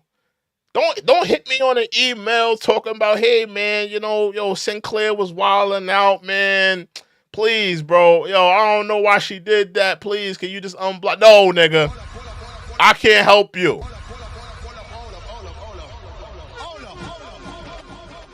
Nine times out of 10, you deserve to be there. I can't help you if she puts you in there. Let's get back into it. It's one person against a huge corporation. But Medicare represents more than 65 million people. Hold on, give me 1 second. YouTube is going commercial brazy right now. Hold on.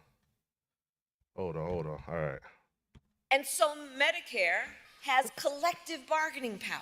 Remember, she's trying to make this, because the name of this video is Joe Biden and Kamala speak about the economy. She's trying to shift this whole thing into, hey, guys, it's about medication being expensive. Big pharma. It's not the fact that, inflation is running rampant and the price of living, the cost of living, your groceries is high.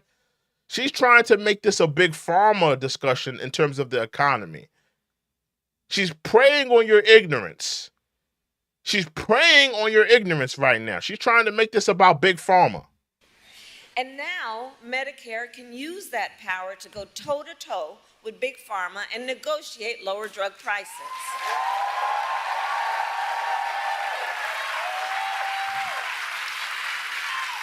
Thank you, Joe.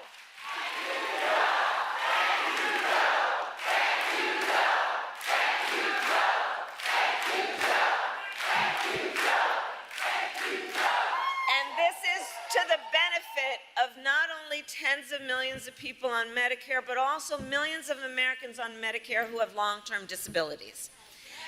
And understand, as a result of our negotiations...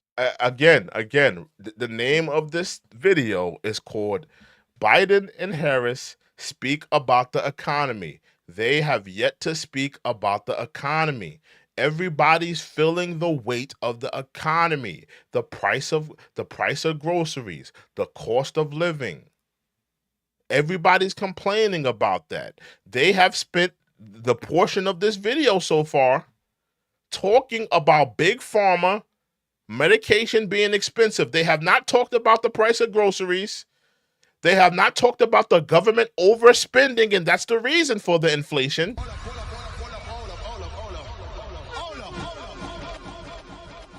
These are two people that are not taking accountability, preying on your ignorance, shifting the argument to big pharma instead of talking about inflation and the economy.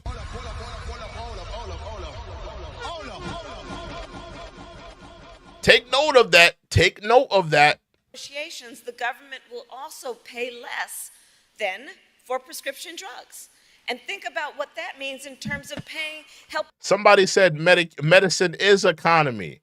But listen, I agree.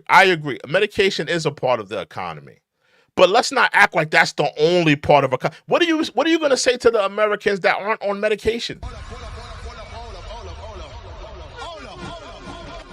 Every American is not on insulin, blood pressure medication, cholesterol pills. Every American is not dealing with medication like that. Every American is not dealing with that. What's the overall general route?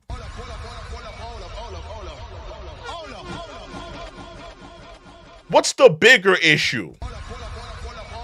What's affecting All of us as a populace, whether you're a healthy American, whether you're an unhealthy American, whether you're on some type of medication or whether you're not on some medication, it's the inflation, price of groceries, cost of living.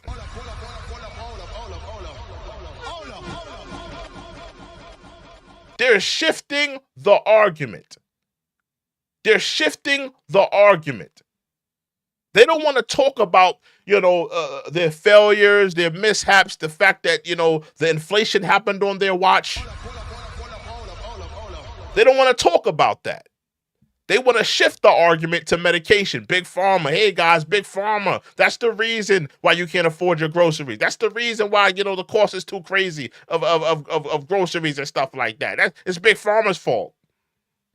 Helping taxpayers save money, whether or not they take these medications. So all of this is to say, 2 years ago as vice president, I was proud to cast the tie-breaking vote that sent the bill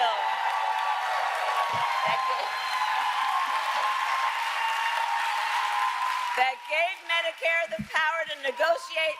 Somebody said crying about groceries and you support a bigot. This just shows you the just the ridiculously of a Democrat. They see you criticizing the political left and they ultimately think that you're a Trump supporter. That's the Democratic thinking. They think that, hey, if you criticize the left, that automatically makes you a Trump supporter. You see, now keep in mind, this is the party that, hey guys, you can have pronouns. You can be whatever you want. You can subscribe to whatever thinking you want. Whatever, sexual orientation, whatever you decide to be, whatever your pronouns are. This is like the free-flowing party, right? But all that stops when you have your own independent thought. Isn't that crazy? You could be the Democratic Party, so progressive, so free-flowing. You could be whatever you want. You could do whatever you want. But it all stops when you have an independent thought. Then you're a Trump supporter. Then you're supporting a bigot. And I'm not a Trump supporter, and I'm not a political left Kamala Koala Bear Harris, Prince of Camelot, Chameleon, whatever her name is. I'm not a supporter of the political left either. But I find that very interesting how the Democrats operate. You could listen. Hey, you could have pronouns. You could believe in what you want to believe in. Everything's progressive. Everything's free flowing, fluid, gender fluid. But all that stops at free thinking. You can't have your own independent thought. You can't have your own opinion. You can't subscribe to your own thought patterns and what you feel and what you believe. It all stops there.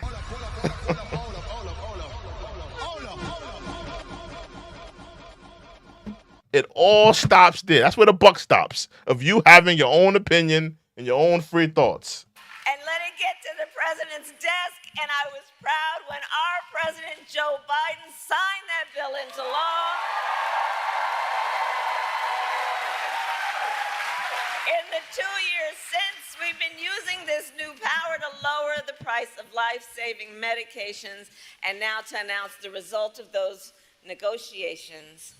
It is my eternal and great, great, great honor, I have to tell you, to serve with this most... Oh, stop it. You're so happy he's out of there. You were the one quarterbacking to get him out of there. You were the one. Let's make no mistake, ladies and gentlemen. Don't think for a second that she wasn't on those Democratic calls to get him kicked out of there. Don't think for a second that she didn't have the backing of people telling her, yeah, we're going to get Joe out of there. We're going to pump you up, girl. Don't think that she wasn't behind it. Don't think that she wasn't on those calls talking to those Democratic leaders calling for Joe to step down. She was on those calls. She was in those meetings. So stop acting like you're supporting him. You're so for him now. You the one you didn't want to serve under him for another 4 years.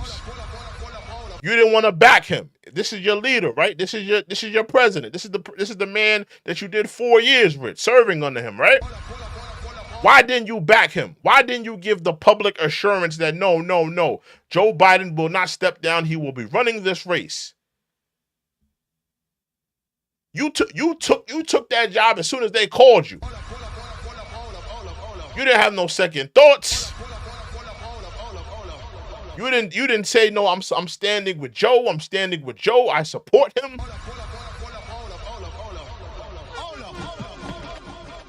Her whole style just comes off phony. People have been saying that. She comes off phony. Very phony, very fake, very insincere. People have addressed that. People have been saying that.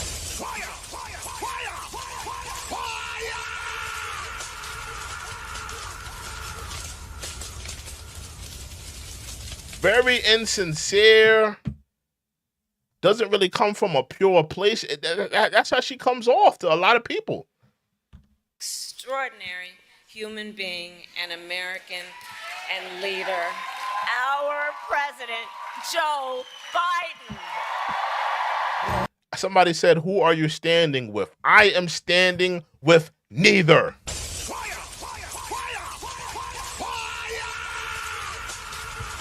I'm standing with the Most High. I'm not standing with neither.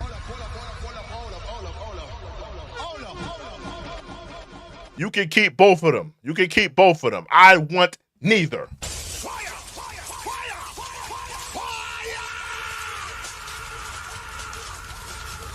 Sinclair says, we have 200 people watching and 100 likes. Please hit that like button. Exactly. Hit that like button, y'all. Hit that like button. What a thrill. If you're in here, hit that like button. Hit that subscribe button. With darkness and silence through the night. A lot of y'all in the darkness and in the silence, hit that like button, y'all. It's a thrill to be here with you, but hit that like button. Hit that subscribe button, y'all. And I'll melt into you. A lot of y'all are in the darkness and in the silence. Hit that like button right now.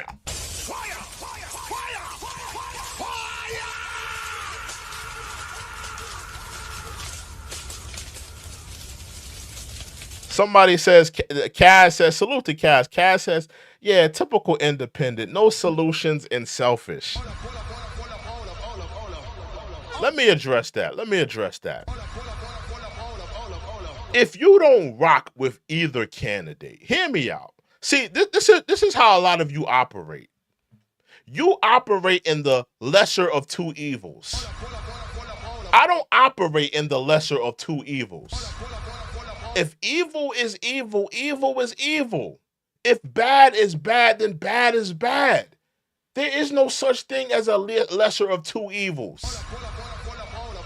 If I determine both of these candidates to be unfit, unworthy of my vote, not your vote, my vote, that's my right as an American.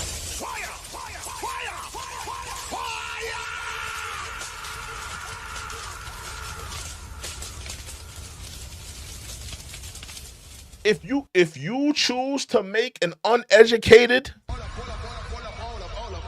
unequipped, inconsiderate, lesser of two evils theory vote, that's your choice. But that's not how I choose to vote. I choose to vote for somebody who wants to work towards my agendas, who wants to incentivize my community.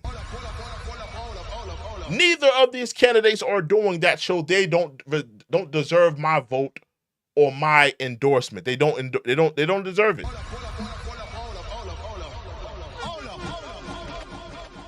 But if that's how you choose to vote, that's how you choose to vote, you know? You have the right to make your uneducated, unequipped vote. But I don't choose to roll like that. I don't choose to vote like that. That's not me. Let me skip because they got this music playing. We're gonna get to Jim Crow Joe in a second. I have an incredible partner. The progress we made. She's gonna make one hell of a president.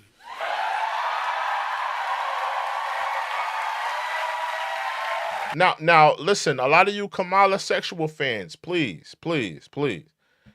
Because remember, they kicked this man out. They kicked this man out of the ticket. Does it feel like the cognitive skills are dissipating and all of that? Everything that they said about this man. Now, listen, all of this off of one bad debate. Now, don't get me wrong. He was falling down the stairs, falling off the bike, eating ice cream while talking about real foreign matters. A lot of tone deafness.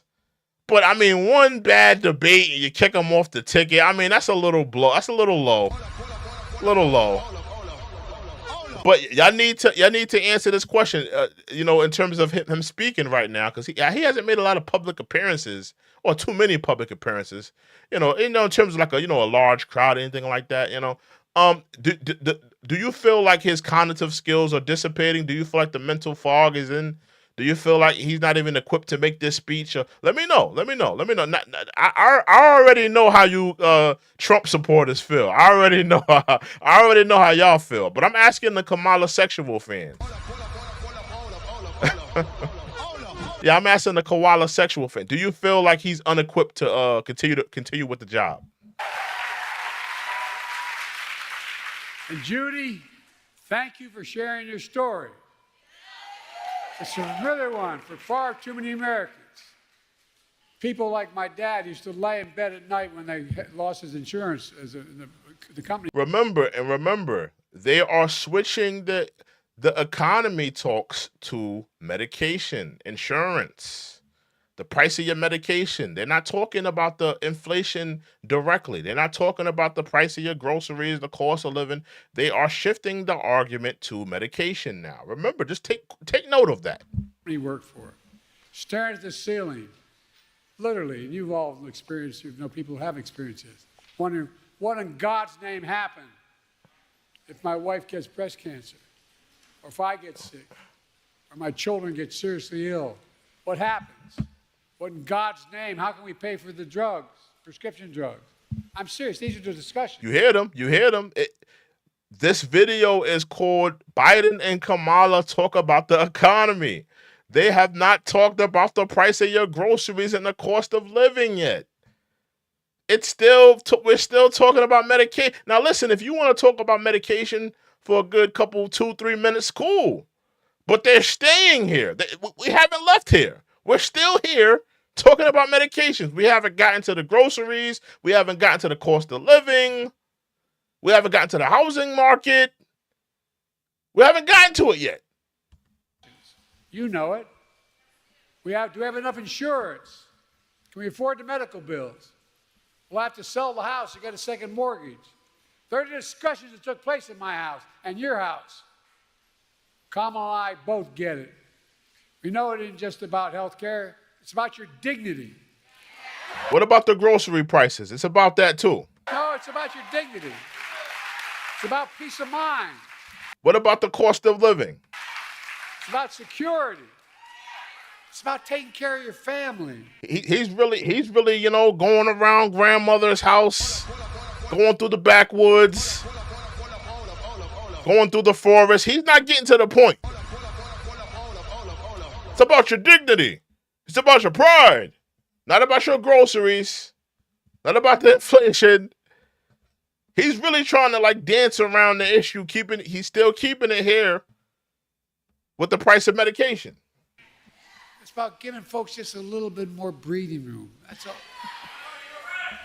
And why haven't you done that? Why haven't you done that, Biden? You are the president of the United States. Why haven't you given them more breathing room? We're looking at the two people responsible for us not having breathing room. We're looking at the issue right in front of us. You're the issue. Make no mistake, inflation comes from governmental overspending.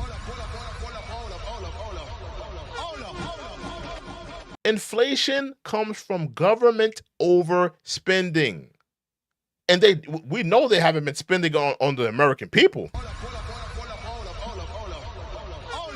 You're spending, you're sending billions of dollars all over the place. It ain't going to the American people. But we're looking at the reason why we're having, and you're the reason why people have no dignity. You're the reason why people are feeling the pressure. You're the reason why people aren't comfortable or secure. Look, I believe that health care should be a right, not a... Remember, still talking about health care. We have yet to hear groceries, cost of living. We have yet to hear. We're staying here. Just keep note. Look at how he's dancing around it. He's dancing around it. Privilege in America. And Kamala are here today to make a major announcement on our efforts to lower the extraordinary high prescription drug prices. Before I do, we're still on prescription drugs. I want to thank... This is supposed to be about the economy. We've been talking about prescription drugs for the last 5 minutes now. Governor Westmore, members of Congress. I served in the Senate for 270 years. I know I only look 40, but I'm a little bit older. Jim Crow Joe, you're about 2 seconds older than dirt. Fire! Fire! Fire! Fire!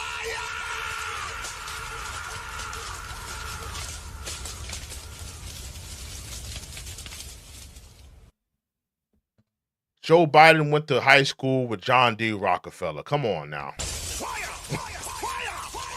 Fire!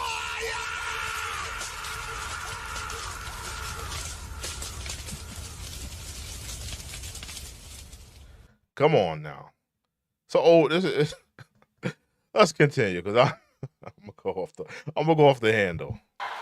The longest time I was too damn young because I was only about 29 when I got elected. Now I'm too damn old. We know, Jim Crow Joe.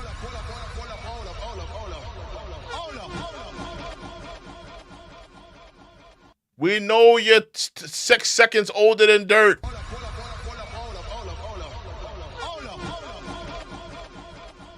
We know you're a mummy.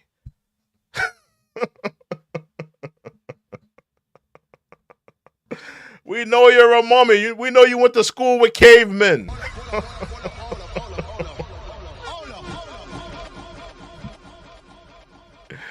When you went to school, they didn't have chalkboards. They only had carved in stones.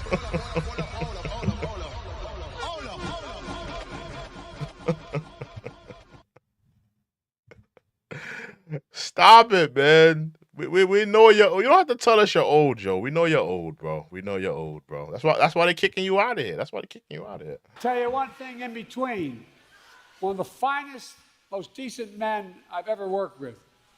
When I think of integrity, is Ben Cardin. Stand up, Ben. Stand up. I still have yet to hear anything in regards to the price of groceries and the cost of living. I really mean it.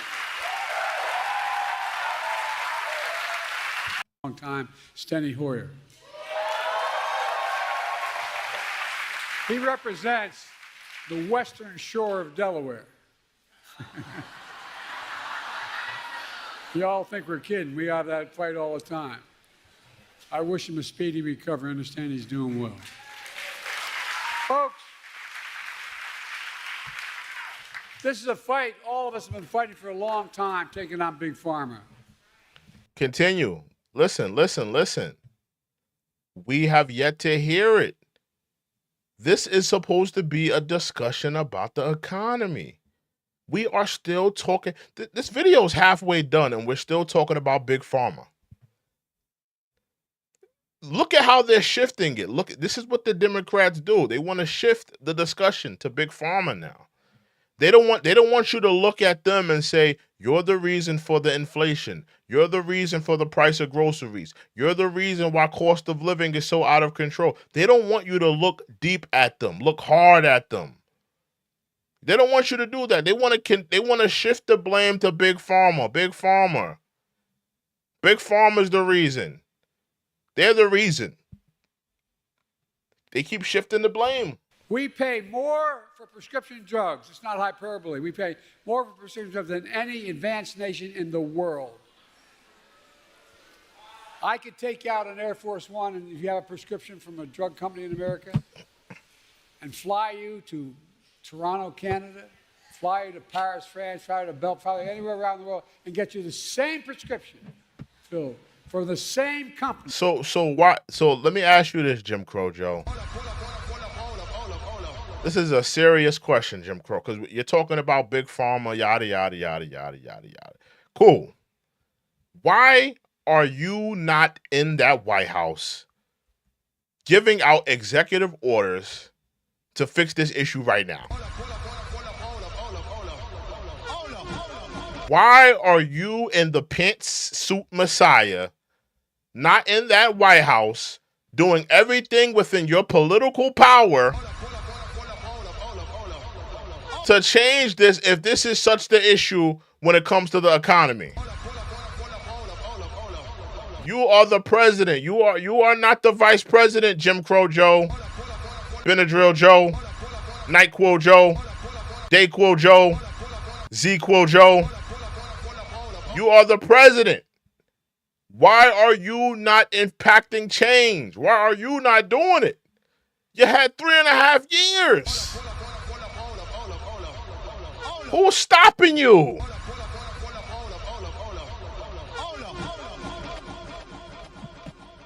Who's stopping you? Even Trump, there was so many Democrats trying to stop Trump from building that damn wall. Did he finish it? No. Did he finish it? No. But at least he got it started. Where's the work at?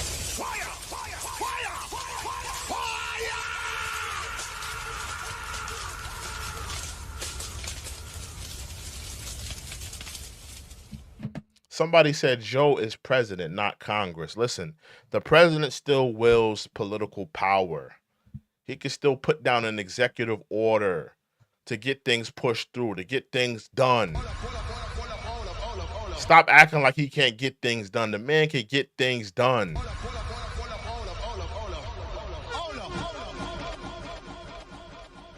Now, am I going to say he can do anything? Yes, he's limited to his power.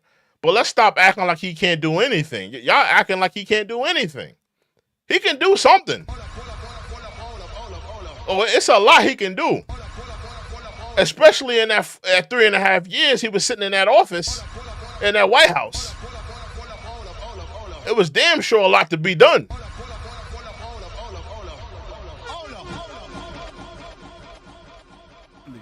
For 40 to 60% less than we pay for it here.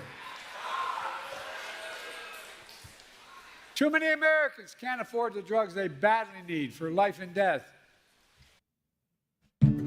A place to. One second, y'all. They ain't really talking about nothing though. Again, I haven't heard nothing in regards to the economy whatsoever. All I've been hearing is farmer this, farmer that, bad boy this, bad boy that. All I've been hearing is that's all I've been hearing. Bad boy this, bad boy that, farmer this, farmer that. Like, I haven't heard nothing that is like, if you're gonna make this about big pharma this, big pharma that, then what are you gonna say to the healthy Americans that aren't on prescription drugs? What about the Americans that are not on prescription drugs? Every American is not on prescription drug. There's some Americans that are healthy. They're not on any type of blood medication, blood thinners, blood pressure, high cholesterol, insulin. What are you saying to them? Are you telling them that big pharma is the reason that the economy is bad, why they can't afford groceries too? Is that what you're going to tell them as well? Hey guys, I know you don't buy medication. I know you guys are healthy, but big pharma is the reason why inflation is. What are you going to say to them?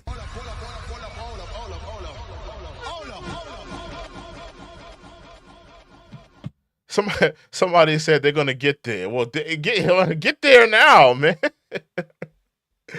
They're making like these broad things, like they're trying to make it sound like big pharma is the reason for inflation. No, it's the government overspending. It's the government overspending, and not doing things for the American people. That's the reason why we have inflation. It's not because of big pharma. Big pharma is gonna be big pharma. she ever has to pay is $2,000, period. We still talking about Big Pharma. But that's why from the time I was in the Senate, I worked tirelessly to give Medicare the power to negotiate lower drug prices, just like the Department of Veterans Affairs. In fact, I was reminded by staff today, one of the first major bills I worked on was in 1973. I co-sponsored legislation. Just notice how they're shifting the argument. When you hear Trump speak about the economy, he's talking about the cost of living. He's talking about the price of groceries. He's talking about the things that directly affect everybody. Everybody's not on medication. Everybody's not on blood thinners, blood pressure, insulin, inhalers. Everybody's not on that. He's talking about things that directly affect everybody. They're shifting it and making it all about medication, the price of this, the price of that, the price of this medication, the price of Big Pharma, the prices that they're setting.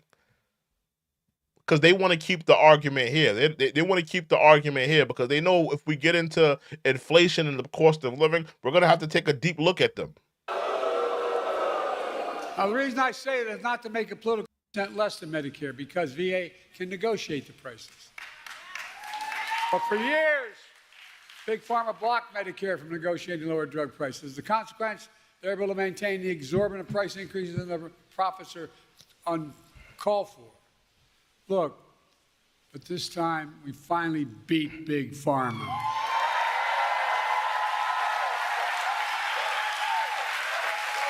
And I might add, with no help from Republicans, not a single Republican voted for this bill, period. Not one in the entire Congress. Now, the reason I say it is not to make a political point about them, not if they've gotten their lesson, but guess what? The guy we're running against. Did he forget Donald Trump's name? Hold on.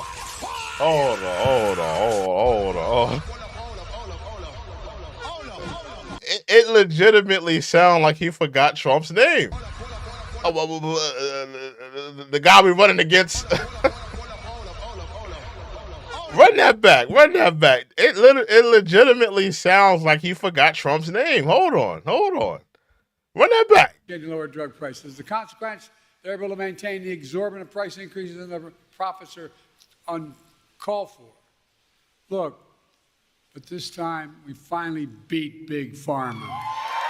Did he forget Trump's name? Listen. And I might add, with no help from Republicans, not a single Republican voted for this bill, period. Not one in the entire Congress. Did he forget Trump's name? Let me know. Now, the reason I say it is not to make a political point about them, not if they've gotten their lesson, but guess what? The guy we're running against.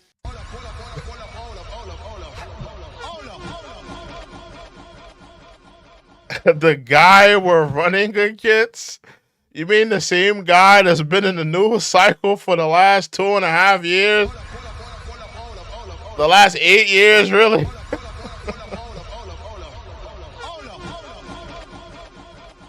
The guy we're running against?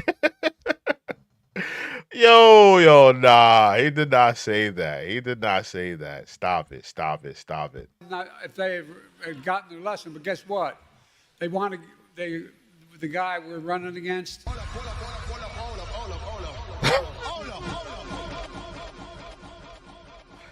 The guy we're running against. Okay. What's his name? He's trying to play it off. He legitimately doesn't remember. He legitimately doesn't know his name.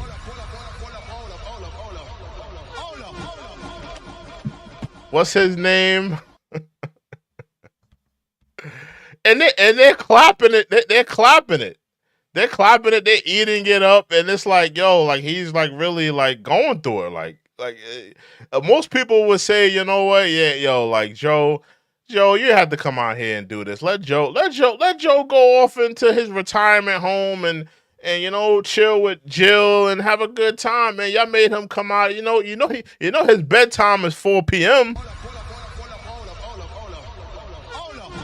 Got him up there at that rally and all those loud sounds and stuff like that. Let that man go. He don't even know what's going on. He don't know who he was running against or who's the Democratic nominee. He don't know nothing. But you expect for me to think that he knows what he's talking about on that stage. You Kamala sexuals and you Democrats, you expect for me to think that this man knew what was going on, knows what's happening around him, but he don't even know who he's running against, don't know his name, and you don't find a problem with that. That's scary to me.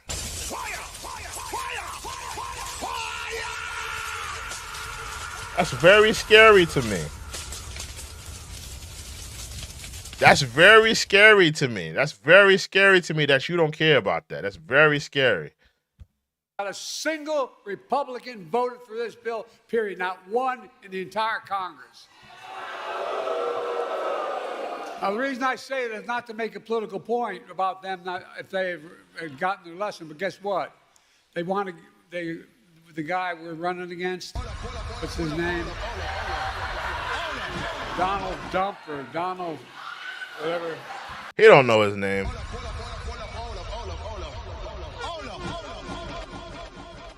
He don't remember. He don't know where he's at. He don't know he don't know what he had for breakfast.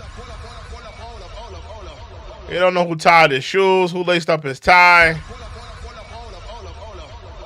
He don't even know he's in Maryland. He probably think he's in Georgia.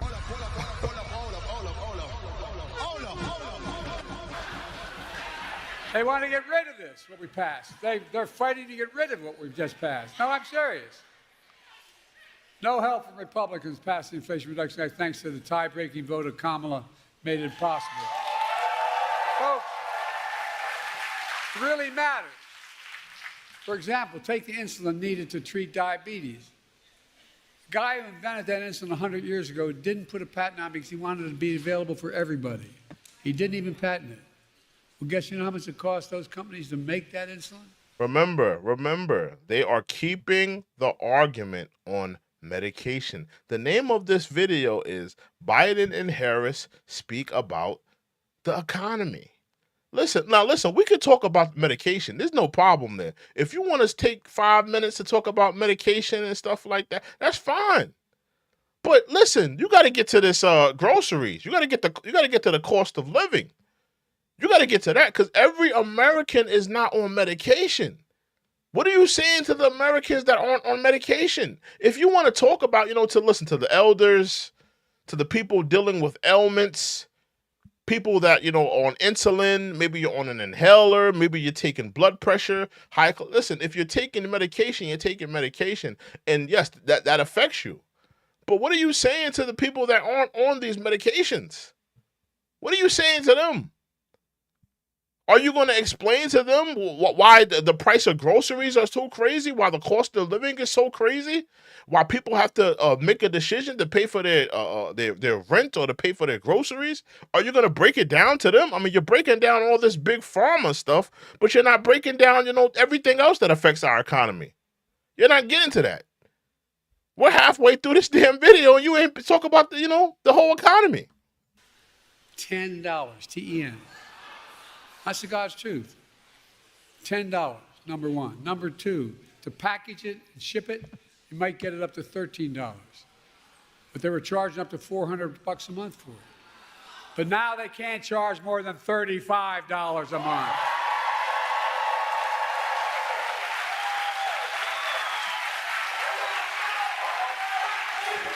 And to the people in the audience that you're not, some of these people, we're talking about Maryland here.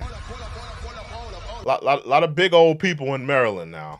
A lot of big backs in Maryland. But to the healthy people in that audience that aren't on some type of medication or whatever, not on some type of insulin or blood pressure medication.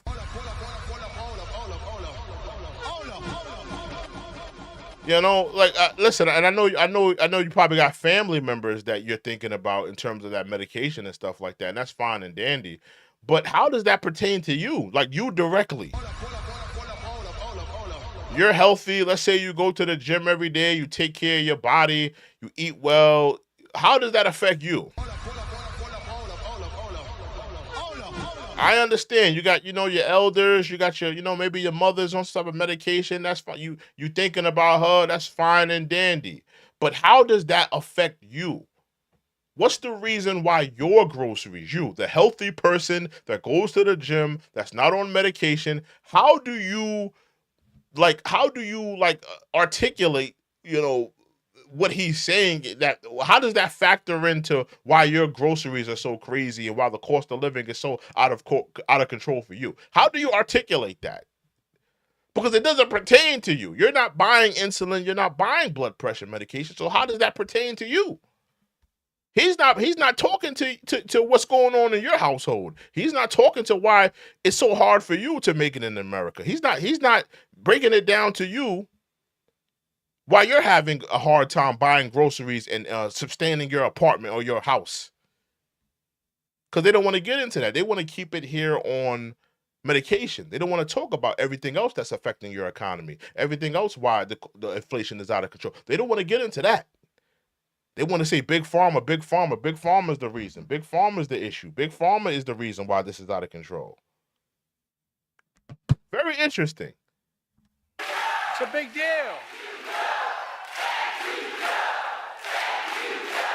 Oh, look, $35 a month. These guys still make enormous profits. That's 3 times what it costs them to make it. The initial legislation capped the cost for everyone. And they was talking about Trump in his slurred speech. It sounds like Joe has a little bit of a slurred speech. I don't know. He sounds kind of like it's every other word just sounds like kind of slurred to me. I don't know what it is. Who needed that insulin? How many of you know anybody needs insulin for diabetes? Raise your hand. Okay, well, guess what? 1 second. The YouTube is going commercial brazy right now. Give me 1 second.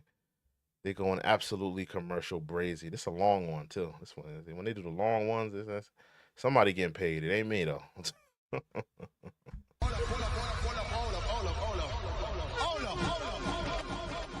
Somebody getting paid, but it ain't. It's what I call the double decker commercial. When they put two on there.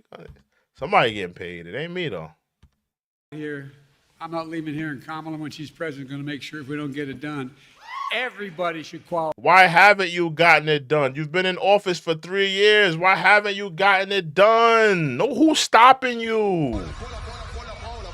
Joe, if you haven't gotten it done within the 3.5 years, it's safe to say Kamala won't get it. Supposedly, if she takes office in her 3.5 years, if you haven't done it, you're not assuring me that she's gonna do it.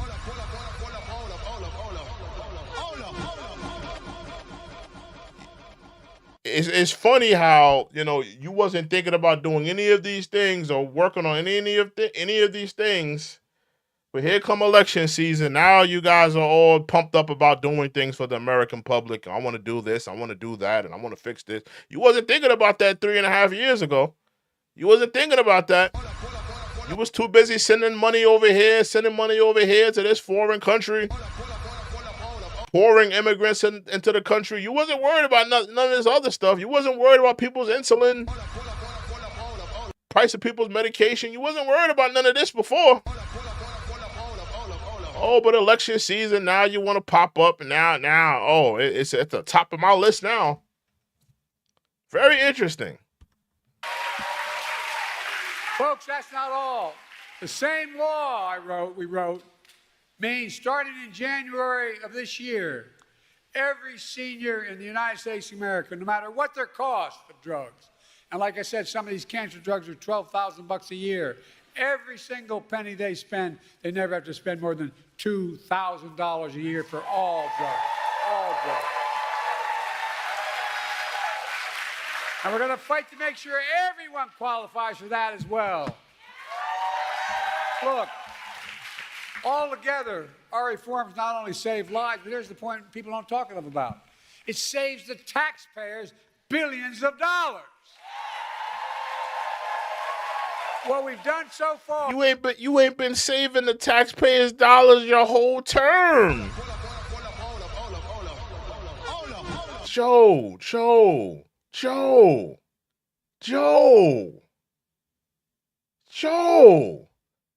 You ain't been thinking about the taxpayers for your 3.5 years. Now you're trying to save them some money? Hold on. Now you're trying to save them some money?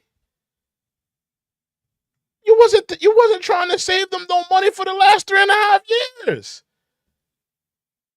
Why are you trying to save them money now?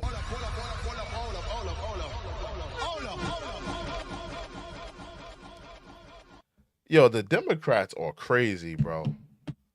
You wasn't thinking about saving the average taxpayer no type of money. Think about all the billions of dollars they were sending over to all these different countries. Every time Zelensky came to America, they're sending over another $1 billion. You wasn't thinking about the taxpayers then. Oh, we not saving you no money. We're gonna send over that $1 billion pack over there. Now you want to think about the taxpayers and where the money is going. How convenient.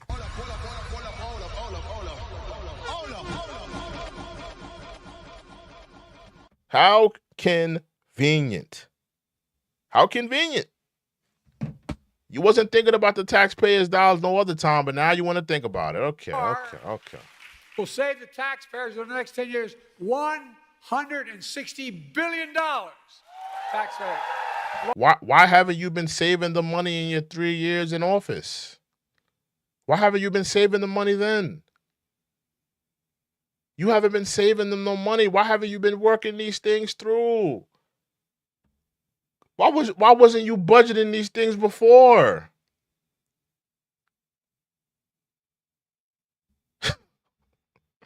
I'm disgusted with Jim Crow Joe. I'm disgusted.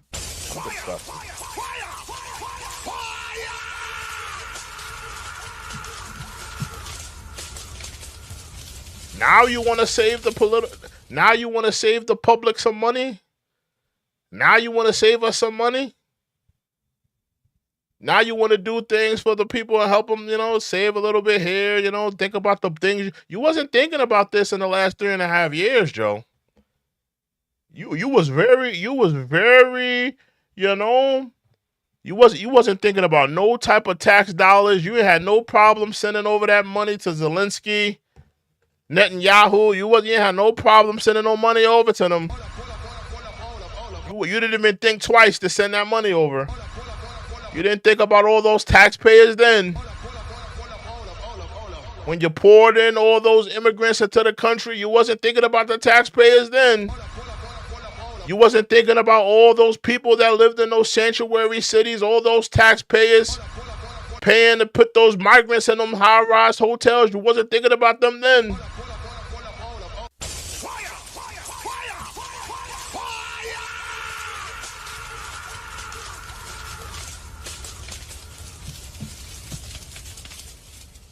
But now you're thinking about them. How convenient.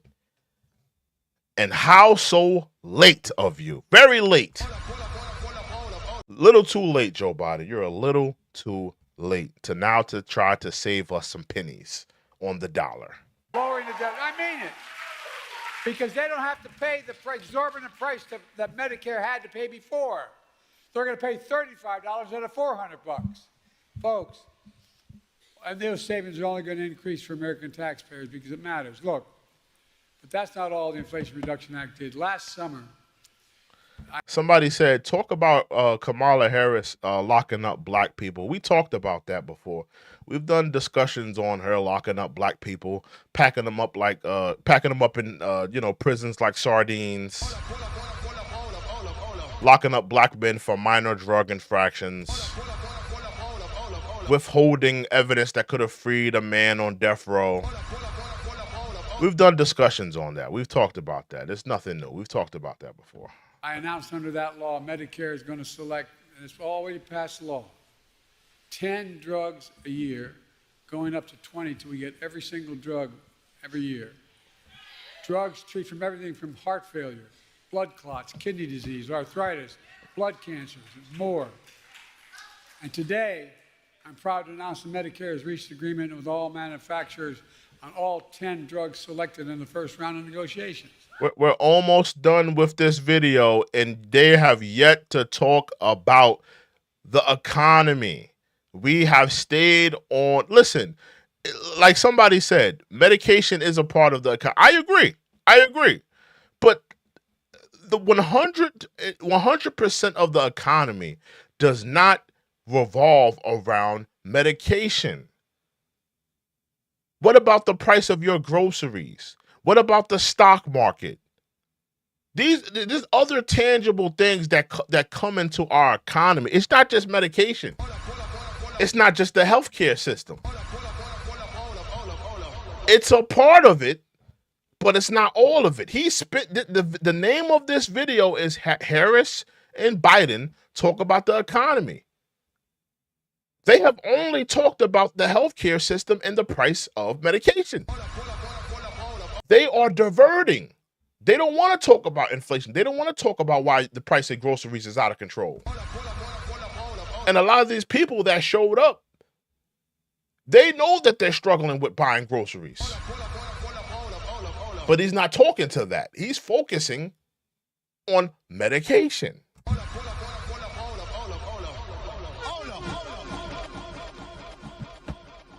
Divert much? Divert much?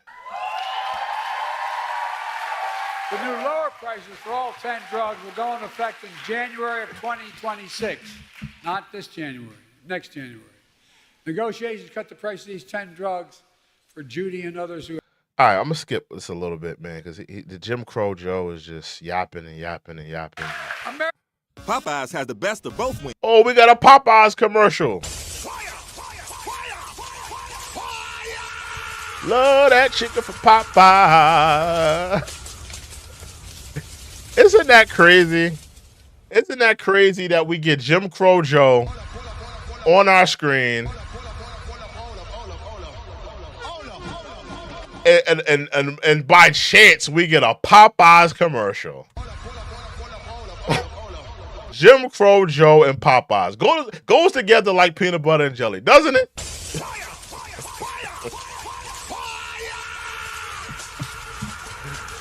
Love that chicken Popeyes. Yeah. Jim Crow Joe and Popeyes goes together like peanut butter and jelly.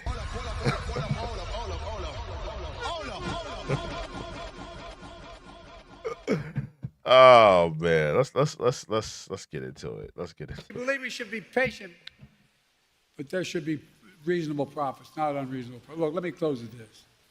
It's all about health care. It's about lowering costs for families. He spoke about health care for this whole spill. He talked about health care. Did not talk about any other thing that goes into our economy, the stock market, the cost of living, inflation, the price of groceries, everything else that goes into our economy, he did not address. He stayed right here because he don't want you to look at him and point fingers when it comes to the price of your groceries and everything else affecting our economy. That's a fact. They diverted. Let's make note of that. They diverted. It's about fairness and security. It's about the dignity for people like Judy and millions of Americans all across the country. That's exactly what we're doing. There's more we can do for everyone. We can't give up. They told me every major piece of legislation we passed to give us the strongest economy in history and the strongest economy in the world. We got more to do for working people. And by the way, everybody does better when there's more unions.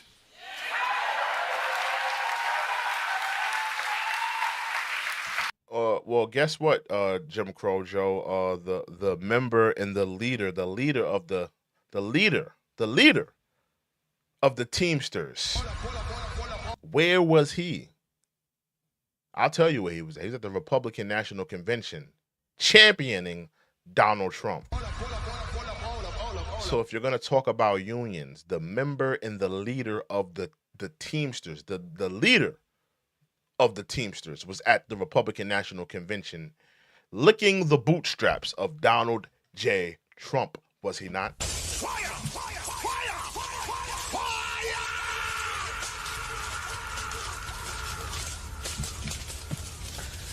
All right, I think I've had enough of Jim Crow Joe. I mean, we had the Popeyes commercial, we had Jim Crow Joe pretty much distracting people, you know, in terms of our economy. I think I've heard enough of Jim Crow Joe for tonight.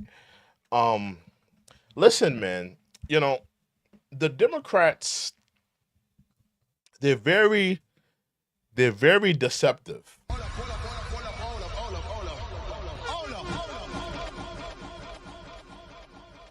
The Democrats are very deceptive. People want to know what's going on with our economy. Why is our groceries bill so out of control? Why is the cost of living out of control? Why are these things being affected? Why am I being affected? Why are these things affecting my pockets? People want to know why. But they are preying on the Democratic supporters' ignorance by, you know, sitting on that stage, standing on that stage, and spending about 30 minutes only talking about big pharma and the price of your medications. They're preying on your ignorance. That's an absolute fact. Fire! Fire! Fire! Fire!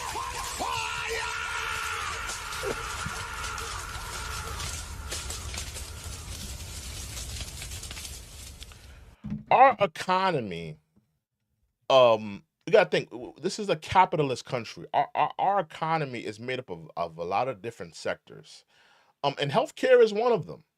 Healthcare is one of them. Medications, you know, healthcare providers, hospitals, all of the little nuances that goes into those things. That's absolute a part of it, no question. But it's not the only part of it. You got to think about the stock market. You got to think about, you know, everything else that goes into our economy. And they chose to just focus in on big pharma, big pharma, big pharma, big pharma. My question is this to Jim Crow Joe, Kamala Harris, with this angle of it's all the big pharma fault.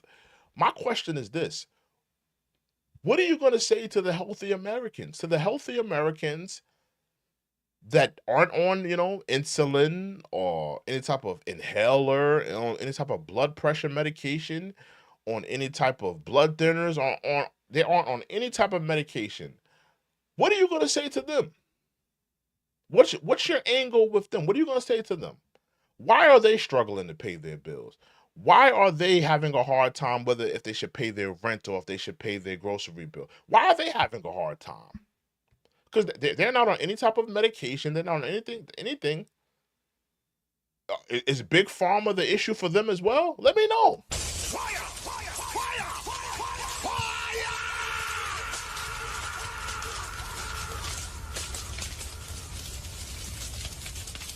You know? I just want to know. Hey, make sure before we get out of here, we're in closing, guys. We're about to close out tonight because it's about 3:00 in the morning. Make sure you hit that like button. Make sure you hit that subscribe button. We're gonna have more talks and discussions. So right now, hold on. Make sure you guys hit that like button. Make sure you guys hit that subscribe button. What a thrill. Hit that like button, y'all. Hit that subscribe button. Get checked in here. Darkness and silence through the night. A lot of y'all in the darkness and silence. Hit that like button. What a thrill. It's a thrill to be here with you, but hit that like button. I'm searching and I'll melt into you. A lot of y'all are searching and melting. Hit that like button right now, y'all. Fire! Fire! It's a fact. Listen, if this is your first time here, be a part of the discussion. Get checked in here. We're gonna have more dialogue discussions. We're gonna have more talks about Kamala Harris and Joe and Jim Crow Joe, and of course Donald J. Trump. We're gonna have more informed discussions. Remember, the Democratic National Convention is 9 days away. We have a lot to get to. So I want you guys to come on back, get subscribed in here. Make sure you like this video. With that being said, I want to give a salute to Sinclair. Salute to Sinclair for holding me down in that chat room and in that chat section. Salute to Sinclair. Salute to her holding me down.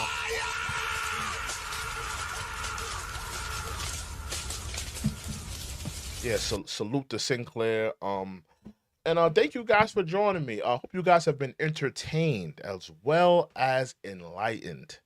I am your host. I'm not your homie, but I'm the one and only Macaroni. That's an absolute fact.